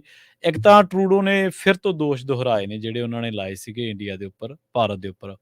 ਇੱਕ ਰਾਣਾ ਤੁੰਗਾ ਨੇ ਸ਼ਾਹ ਪਰਿਵਾਰ ਤੇ ਉਂਗਲ ਚੁੱਕੀ ਹੈ ਜੀ, ਕ੍ਰਿਕਟ ਦੀ ਮੈਨੇਜਮੈਂਟ ਨੂੰ ਲੈ ਕੇ, ਹੋਰ ਜੋ ਸਰਗਰਮੀਆਂ ਨੇ ਕ੍ਰਿਕਟ ਦੇ ਵਿੱਚ। ਪ੍ਰਵੀਨ ਜੀ, ਇਸ ਹਵਾਲੇ ਨਾਲ ਜੇਕਰ ਗੱਲ ਕਰਨੀ, ਤੁਸੀਂ 2 ਖਬਰਾਂ ਜਿਹਨਾਂ ਦਾ ਜ਼ਿਕਰ ਕੀਤਾ ਜੀ, ਕਿ ਭਾਰਤ ਸੱਚਮੁੱਚ ਵਿਸ਼ਵ ਤਾਕਤ ਬਣ ਗਈ ਹੈ, ਕਿ ਉਹ ਕੈਨੇਡਾ 'ਚ ਵੀ ਤਰਥੱਲੀ ਮਚਾ ਸਕਦੀ ਹੈ ਤੇ ਉਹ ਸ਼੍ਰੀਲੰਕਾ 'ਚ ਵੀ। ਦੂਸਰੇ ਪਾਸੇ ਜੀ। ਜੇਕਰ ਦੇਖਣਾ ਹੋਵੇ ਤਾਂ ਦੂਜਾ ਹਵਾਲਾ ਇਹ ਵੀ ਹੈ ਕਿ ਜੇਕਰ ਖੇਤਰਫਲ ਦੇ ਹਿਸਾਬ ਨਾਲ ਤਾਂ ਨਾ ਸੀ, ਜਨਸੰਖਿਆ ਦੇ ਹਿਸਾਬ ਨਾਲ ਹੀ ਸਮਝਣਾ ਹੋਵੇ ਹੂੰ। ਤਾਂ ਕੈਨੇਡਾ ਦੀ ਜਨਸੰਖਿਆ ਵੀ ਭਾਰਤ ਦੇ ਮੁਕਾਬਲੇ ਬਹੁਤ ਘੱਟ ਹੂੰ। ਹੈ ਨਾ। ਤੇ ਇੱਧਰ ਜੇਕਰ ਸ਼੍ਰੀਲੰਕਾ ਨੂੰ ਸਮਝਣਾ ਹੋਵੇ ਤਾਂ ਭਾਰਤ ਦੇ ਮੁਕਾਬਲੇ ਬਹੁਤ ਛੋਟਾ ਮੁਲਕ ਹੈ। ਹੂੰ। ਸੋ ਉਹ ਦੋਵੇਂ ਮੁਲਕ ਹੁਣ ਭਾਰਤ ਦੇ ਉੱਤੇ ਇਸ ਹਵਾਲੇ ਨਾਲ ਉਂਗਲ ਧਰਨ ਤਾਂ ਫਿਕਰਮੰਦੀ ਵਾਲੀ ਗੱਲ ਹੈ। ਉਹ ਦੋਵੇਂ ਮੁਲਕ ਇਹ ਕਹਿੰਦੇ ਨੇ ਕਿ ਜੀ ਤੁਹਾਡਾ ਮੁਲਕ, ਤੁਹਾਡੀਆਂ ਸ਼ਕਤੀਆਂ, ਤੁਹਾਡੀਆਂ ਏਜੰਸੀਆਂ, ਤੁਹਾਡੇ ਸਿਆਸਤਦਾਨ ਸਾਡੇ ਕੰਮਾਂ 'ਚ ਦਖਲ ਦਿੰਦੇ ਨੇ। ਠੀਕ ਹੈ। ਟਰੂਡੋ ਹੋਰਾਂ ਨੇ ਆਪਣੇ ਦੋਸ਼ ਦੁਬਾਰਾ ਦੁਹਰਾਏ ਨੇ। ਉਹਨਾਂ ਨੇ ਸਪਸ਼ਟ ਇਹ ਕਿਹਾ ਕਿ ਅਸੀਂ ਭਾਰਤ ਨਾਲ ਰਿਸ਼ਤੇ ਨਹੀਂ ਵਿਗਾੜਨਾ ਚਾਹੁੰਦੇ, ਅਸੀਂ ਭਾਰਤ ਨਾਲ ਰਿਸ਼ਤੇ ਸੁਖਾਵੇਂ ਰੱਖਣਾ ਚਾਹੁੰਦੇ ਹਾਂ, ਔਰ ਅਸੀਂ ਤਾਂ ਸਿਰਫ ਨਿੱਜਰ ਕਤਲ ਮਾਮਲੇ 'ਚ ਇਹਨਾਂ ਤੋਂ ਸਹਿਯੋਗ ਮੰਗ ਰਹੇ ਸੀ ਕਿ ਸਾਨੂੰ ਜਾਂਚ ਸਹਿਯੋਗ ਦਿਓ। ਤੇ ਇਹ ਸਹਿਯੋਗ ਨਾ ਦੇਣ ਦੀ ਬਜਾਏ, ਕਹਿੰਦੇ ਸਾਨੂੰ ਸਹਿਯੋਗ ਦੇਣ ਦੀ ਬਜਾਏ ਇਹਨਾਂ ਨੇ ਉਲਟਾ ਸਾਡੇ 40 ਡਿਪਲੋਮੈਟਾਂ ਨੂੰ ਤੋੜ ਕੇ, 41 ਡਿਪਲੋਮੈਟ ਨੂੰ ਤੋੜ ਕੇ ਪਰਾਂ ਕੀਤਾ। ਕਹਿੰਦੇ ਕਿ ਇਹ ਸਾਨੂੰ ਉਮੀਦ ਵੀ ਨਹੀਂ ਸੀ ਜੀ, ਔਰ ਇਹ ਚੰਗਾ ਵੀ ਨਹੀਂ ਕੀਤਾ। ਸੋ ਇੱਕ ਵਾਰ ਫਿਰ ਉਹਨਾਂ ਨੇ ਉਹ ਹਵਾਲਾ ਤੋਰਿਆ। ਹੁਣ ਦੇਖਣ ਵਾਲੀ ਗੱਲ ਹੋਵੇਗੀ ਕਿ ਹੁਣ ਭਾਰਤ ਦੇ ਅਧਿਕਾਰੀ, ਭਾਰਤ ਸਰਕਾਰ ਇਸ ਮਸਲੇ ਤੇ ਕੀ ਰੁਖ ਅਖਤਿਆਰ ਕਰਦੀ ਹੈ। ਸੋ ਟਰੂਡੋ ਨੇ ਇੱਕ ਤਰ੍ਹਾਂ ਨਾਲ ਮੁੜ ਕੇ ਉਸ ਗੱਲ ਦਾ ਜ਼ਿਕਰ ਕਰਦਿਆਂ ਉਂਗਲ ਧਰੀ ਹੈ ਕਿ ਭਾਈ ਨਿੱਜਰ ਕਤਲ ਦੇ ਵਿੱਚ ਜਿਹੜੀਆਂ ਏਜੰਸੀਆਂ ਦੇ ਦੋਸ਼ ਤੇ ਸਵਾਲ ਖੜੇ ਕੀਤੇ ਸੀ, ਮਤਲਬ ਕੀ ਤੱਥ ਹੈਗੇ ਹੁਣ ਟਰੂਡੋ ਕੋਲ, ਕਿ ਉਹ ਕੱਲ ਨੂੰ ਜੇਕਰ ਇਹ ਮਾਮਲਾ ਅੱਗੇ ਵੱਧਦਾ ਕਿ ਉਹ ਤੱਥ ਰੱਖ ਪਾਉਣਗੇ। ਤੇ ਉਹ ਤੋਂ ਬਾਅਦ ਇਹ ਤੋਂ ਅਗਲੀ ਕੜੀ 'ਚ ਕੁਝ ਕਤਲ ਹੋਰ ਹੋਏ ਨੇ, ਉਹ ਵੀ ਸਵਾਲਾਂ ਦੇ ਘੇਰੇ 'ਚ ਨੇ। ਉਸ ਮਾਮਲੇ ਦੇ ਵਿੱਚ ਵੀ ਕੀ ਗੱਲ ਉਧਰ ਨੂੰ ਵੀ ਵਧੂਗੀ, ਤੇ ਇਹ ਤੋਂ ਬਾਅਦ ਕੀ ਭਾਰਤ ਔਰ ਕੈਨੇਡਾ ਦੇ ਰਿਸ਼ਤਿਆਂ 'ਚ ਫਿਰ ਕੋਈ ਖਿੱਚੋਤਾਣ ਤਾਂ ਨਹੀਂ ਵਧੂਗੀ। ਇਹ ਪਹਿਲੂ ਫਿਕਰਮੰਦੀ ਵਾਲਾ ਹੁੰਦਾ ਜਾ ਰਿਹਾ। ਦੂਸਰੇ ਪਾਸੇ ਕ੍ਰਿਕਟ ਮੈਦਾਨ ਦਾ ਮਸਲਾ ਹੈ, ਕ੍ਰਿਕਟ ਦਾ ਮਸਲਾ ਹੈ। ਹੁਣ ਕ੍ਰਿਕਟ 'ਚ ਵੀ ਸਿਆਸਤ ਕਿਸ ਕਦਰ ਭਾਰੂ ਹੈ, ਇਹਦਾ ਅੰਦਾਜ਼ਾ ਇਸੇ ਗੱਲ ਤੋਂ ਲਾ ਲਓ ਕਿ ਰਣਤੁੰਗਾ ਸ਼੍ਰੀਲੰਕਾ ਟੀਮ ਦਾ ਕਪਤਾਨ ਹੈ। ਸ਼ਾਇਦ ਇਹਦੀ ਅਗਵਾਈ 'ਚ ਸ਼੍ਰੀਲੰਕਾ ਨੇ ਇੱਕ ਵਾਰ ਵਰਲਡ ਕੱਪ ਵੀ ਜਿੱਤਿਆ ਜੀ। ਉਹ ਰਣਤੁੰਗਾ ਹੁਣ ਅੱਜ ਕੱਲ ਮਤਲਬ ਕਿ ਸਿੱਧੀ ਉਂਗਲ ਧਰ ਰਿਹਾ ਸ਼ਾਹ ਪਰਿਵਾਰ ਤੇ, ਅਮਿਤ ਸ਼ਾਹ ਦੇ ਮੁੰਡੇ ਤੇ। ਅਮਿਤ ਸ਼ਾਹ ਦਾ ਮੁੰਡਾ ਜੈ ਸ਼ਾਹ ਇਸ ਸਮੇਂ ਭਾਰਤੀ ਕ੍ਰਿਕਟ ਕੰਟਰੋਲ ਬੋਰਡ ਦਾ ਸਕੱਤਰ ਹੈ। ਹਾਂਜੀ। ਤੇ ਰਣਤੁੰਗਾ ਕਹਿੰਦਾ ਕਿ ਇਹਦੀ ਸ਼ਹਿ ਤੇ ਸਾਡਾ, ਮਤਲਬ ਇਹਦੇ ਇਸ਼ਾਰੇ ਤੇ ਸਾਡਾ ਕ੍ਰਿਕਟ ਬੋਰਡ ਦਾ ਪੱਠਾ ਬੈਠ ਗਿਆ। ਇਹਦੀ ਦਖਲਅੰਦਾਜ਼ੀ ਦਾ ਨਤੀਜਾ ਕਿ ਸ਼੍ਰੀਲੰਕਾ ਕ੍ਰਿਕਟ ਬੋਰਡ ਦਾ ਪੱਠਾ ਬੈਠ ਗਿਆ। 9-10 ਟੀਮਾਂ ਨੇ ਜਿਹੜੀਆਂ ਵਰਲਡ ਕੱਪ 'ਚ ਹਿੱਸਾ ਲੈ ਰਹੀਆਂ ਨੇ। ਹਰੇਕ ਟੀਮ ਨੇ 9 ਟੀਮਾਂ ਨਾਲ 9 ਮੈਚ ਖੇਡੇ ਨੇ। 9 ਮੈਚ ਖੇਡ ਕੇ ਸ਼੍ਰੀਲੰਕਾ ਦੀ ਟੀਮ 9ਵੇਂ ਨੰਬਰ ਤੇ ਹੈ। ਠੀਕ ਹੈ। 2 ਮੈਚ ਜਿੱਤਿਆ, 7 ਮੈਚ ਹਾਰੇ ਆ। 300 ਦੇ ਫਰਕ ਨਾਲ ਹਾਰੀ ਆ ਭਾਰਤ ਤੋਂ। ਅੱਛਾ। ਤੇ ਇਸ ਲਈ ਉਹ ਸ਼੍ਰੀਲੰਕਾ ਦੇ ਮਾਮਲੇ ਦੇ ਵਿੱਚ ਰਣਤੁੰਗਾ ਕਹਿੰਦਾ ਕਿ ਜਿਹੜਾ ਏਸ਼ੀਅਨ ਕ੍ਰਿਕਟ ਕੌਂਸਲ ਹੈ ਉਹਦੇ ਰਾਹੀਂ ਜਿਹੜਾ ਸ਼ਾਹ ਹੈ, ਅਮਿਤ ਸ਼ਾਹ ਦਾ ਮੁੰਡਾ ਹੈ ਜੈ ਸ਼ਾਹ, ਉਹ ਸਾਡੇ ਕ੍ਰਿਕਟ ਬੋਰਡ ਨੂੰ ਕੰਟਰੋਲ ਕਰਦਾ, ਦਬਾਅ ਬਣਾਉਂਦਾ ਤੇ ਸਾਡੀ ਟੀਮ ਦਾ, ਸਾਡੇ ਬੋਰਡ ਦਾ ਇਹਨੇ ਪੱਠਾ ਬਿਠਾਇਆ। ਅਸਲ 'ਚ ਰਣਤੁੰਗਾ ਦਾ ਦਰਦ ਇੱਕ ਹੋਰ ਵੀ ਹੈ। ਅੱਛਾ। ਉਹ ਇਹ ਵੀ ਹੈ ਕਿ ICC ਨੇ 10 ਨਵੰਬਰ ਨੂੰ ਮਤਲਬ ਕਿ ਭੰਗ ਕਰਤਾ ਸ਼੍ਰੀਲੰਕਾ ਦਾ ਸਾਰਾ ਕ੍ਰਿਕਟ ਬੋਰਡ, ਸਾਰਾ ਕੁਝ ਉਹਨੂੰ ਸਸਪੈਂਡ ਕਰਤਾ ਇੱਕ ਤਰ੍ਹਾਂ ਨਾਲ। ਪਰ ਉਹ ਤੋਂ ਪਹਿਲਾਂ ਜਿਹੜੇ ਖੇਡ ਮੰਤਰੀ ਹੈ ਸ਼੍ਰੀਲੰਕਾ ਦਾ, ਉਹਨੇ ਜੀ ਪਿਛਲੇ ਦਿਨੀ 4 ਨਵੰਬਰ ਦੇ ਲਗਭਗ ਇਹਨਾਂ ਦਾ ਕ੍ਰਿਕਟ ਬੋਰਡ ਨੂੰ ਭੰਗ ਕਰਕੇ ਰਣਤੁੰਗਾ ਦੀ ਅਗਵਾਈ 'ਚ ਇੱਕ ਕਮੇਟੀ ਬਣਾਈ ਤੇ ਉਸ ਕਮੇਟੀ ਦਾ ਇਹਨੂੰ ਚੇਅਰਮੈਨ ਲਾਤਾ ਸੀ ਰਣਤੁੰਗਾ। ਠੀਕ ਹੈ। ਸੋ ਕ੍ਰਿਕਟ ਬੋਰਡ ਅਦਾਲਤ ਚਲਾ ਗਿਆ ਤੇ ਅਦਾਲਤ ਨੇ ਉਹ ਕਮੇਟੀ ਨੂੰ ਬਹਾਲ ਨਹੀਂ ਕੀਤਾ, ਜਿਹੜੀ ਕਮੇਟੀ ਬਣਾਈ ਸੀ ਸਰਕਾਰ ਨੇ ਜਾਂ ਉਹਨਾਂ ਦੇ ਖੇਡ ਮੰਤਰੀ ਨੇ। ਉਹਦੇ ਨਾਲ ਰਣਤੁੰਗਾ ਦੀ ਚੇਅਰਮੈਨੀ ਮਤਲਬ ਮਾਨਤਾ ਨਹੀਂ ਮਿਲੀ। ਸੋ ਰਣਤੁੰਗਾ ਨੂੰ ਚੇਅਰਮੈਨੀ ਨਾ ਮਿਲਣ ਦਾ ਵੀ ਇੱਕ ਪਹਿਲੂ ਹੈ, ਉਹਨੂੰ ਇਹ ਵੀ ਤਕਲੀਫ ਹੈ। ਤੇ ਦੂਸਰਾ ਉਹਦੀ ਕ੍ਰਿਕਟ ਟੀਮ ਦਾ ਜੋ ਹਸ਼ਰ ਹੁੰਦਾ, ਜਿਹੜਾ ਖਿਡਾਰੀ ਰਿਹਾ ਹੋਵੇ, ਉਹਨੂੰ ਹਾਰ ਦੀ ਵੀ ਤਕਲੀਫ ਹੁੰਦੀ ਹੈ ਕਿ ਅਸੀਂ ਇੰਨੀ ਬੁਰੀ ਤਰ੍ਹਾਂ ਕਿਉਂ ਹਾਰ ਰਹੇ ਹਾਂ। ਸੋ ਇਹ ਵੀ ਇੱਕ ਪਹਿਲੂ ਹੈ। ਤੇ ਉਹਦੇ ਨਾਲ ਉਹਨੇ ਫਿਰ ਜਿਹੜਾ ਹਵਾਲਾ ਦਿੱਤਾ ਹੈ, ਹੁਣ ਇਹ ਜਾਂਚ ਦਾ ਵਿਸ਼ਾ ਹੈ ਕਿ ਭਾਰਤੀ ਕ੍ਰਿਕਟ ਕੰਟਰੋਲ ਬੋਰਡ ਇਸ ਹੱਦ ਤੱਕ ਆ ਗਿਆ ਕਿ ਦੂਏ ਦੇਸ਼ਾਂ ਦੀਆਂ ਕ੍ਰਿਕਟ ਟੀਮਾਂ ਨੂੰ, ਕ੍ਰਿਕਟ ਬੋਰਡਾਂ ਨੂੰ ਉਹ ਪ੍ਰਭਾਵਿਤ ਕਰੇ। ਕੀ ਇਹ ਮੈਨੇਜ ਚੱਲ ਰਿਹਾ, ਕੀ ਇਹ ਕੰਟਰੋਲਡ ਚੱਲ ਰਿਹਾ, ਕੀ ਇਹ ਸੱਟੇਬਾਜ਼ੀ ਚੱਲ ਰਹੀ ਹੈ ਇਹਦੇ ਵਿੱਚ, ਕੀ ਇਹਦੇ ਵਿੱਚ ਸੱਚਮੁੱਚ ਮੈਚ ਫਿਕਸਿੰਗ ਹੈ। ਸੋ ਕਿਤੇ ਬੋਰਡ ਫਿਕਸਿੰਗ ਤਾਂ ਨਹੀਂ। ਸੋ ਸਾਰੇ ਸਵਾਲ ਸਾਡੇ ਖਿਡਾਰੀਆਂ ਦੀ ਮਿਹਨਤ ਤੇ ਫਿਰ ਪਾਣੀ ਫੇਰਨ ਵਾਲੇ ਹੋ ਜਾਂਦੇ ਨੇ। ਇਸ ਲਈ ਜੈ ਸ਼ਾਹ ਤੇ ਉਂਗਲੀ ਉੱਠਣਾ ਤੇ ਉਧਰ ਟਰੂਡੋ ਦੇ ਹਵਾਲੇ ਨਾਲ ਉਂਗਲੀ ਉੱਠਣਾ, ਇਹ ਸਾਡੇ ਲਈ ਸ਼ੁਭ ਸੰਕੇਤ ਨਹੀਂ ਹੈ। ਜੀ। ਸ਼ਰਮਾ ਜੀ, ਇਹਨਾਂ ਖਾਸ ਖਬਰਾਂ ਤੇ ਖਾਸ ਜਾਣਕਾਰੀਆਂ ਦੇ ਲਈ ਤੁਹਾਡਾ ਬਹੁਤ-ਬਹੁਤ ਧੰਨਵਾਦ ਜੀ। ਬਹੁਤ ਸ਼ੁਕਰੀਆ ਜੀ। ਪ੍ਰੋਗਰਾਮ ਖਬਰ ਤੇ ਨਜ਼ਰ ਨੂੰ ਆਪਾਂ ਇੱਥੇ ਹੀ ਸਮਾਪਤ ਕਰਾਂਗੇ। ਮੈਨੂੰ ਪ੍ਰਵੀਨ ਸ਼ਰਮਾ ਨੂੰ ਦਿੱਤੀ ਇਜਾਜ਼ਤ। ਜੁੜੇ ਰਹੋ ਪੰਜਾਬੀ ਰੇਡੀਓ USA ਦੇ ਨਾਲ। ਤੇ ਆਖਿਰ ਦੇ ਵਿੱਚ ਇੱਕ ਵਾਰ ਫਿਰ ਤੋਂ ਤੁਹਾਨੂੰ ਸਭ ਨੂੰ ਪਿਆਰ, ਸਤਿਕਾਰ, ਸਹਿਤ ਸਤਿ ਸ਼੍ਰੀ ਅਕਾਲ। ਪੰਜਾਬੀ ਰੇਡੀਓ USA ਤੇ ਪ੍ਰੋਗਰਾਮਾਂ ਦਾ ਸਿਲਸਿਲਾ ਲਗਾਤਾਰ ਜਾਰੀ।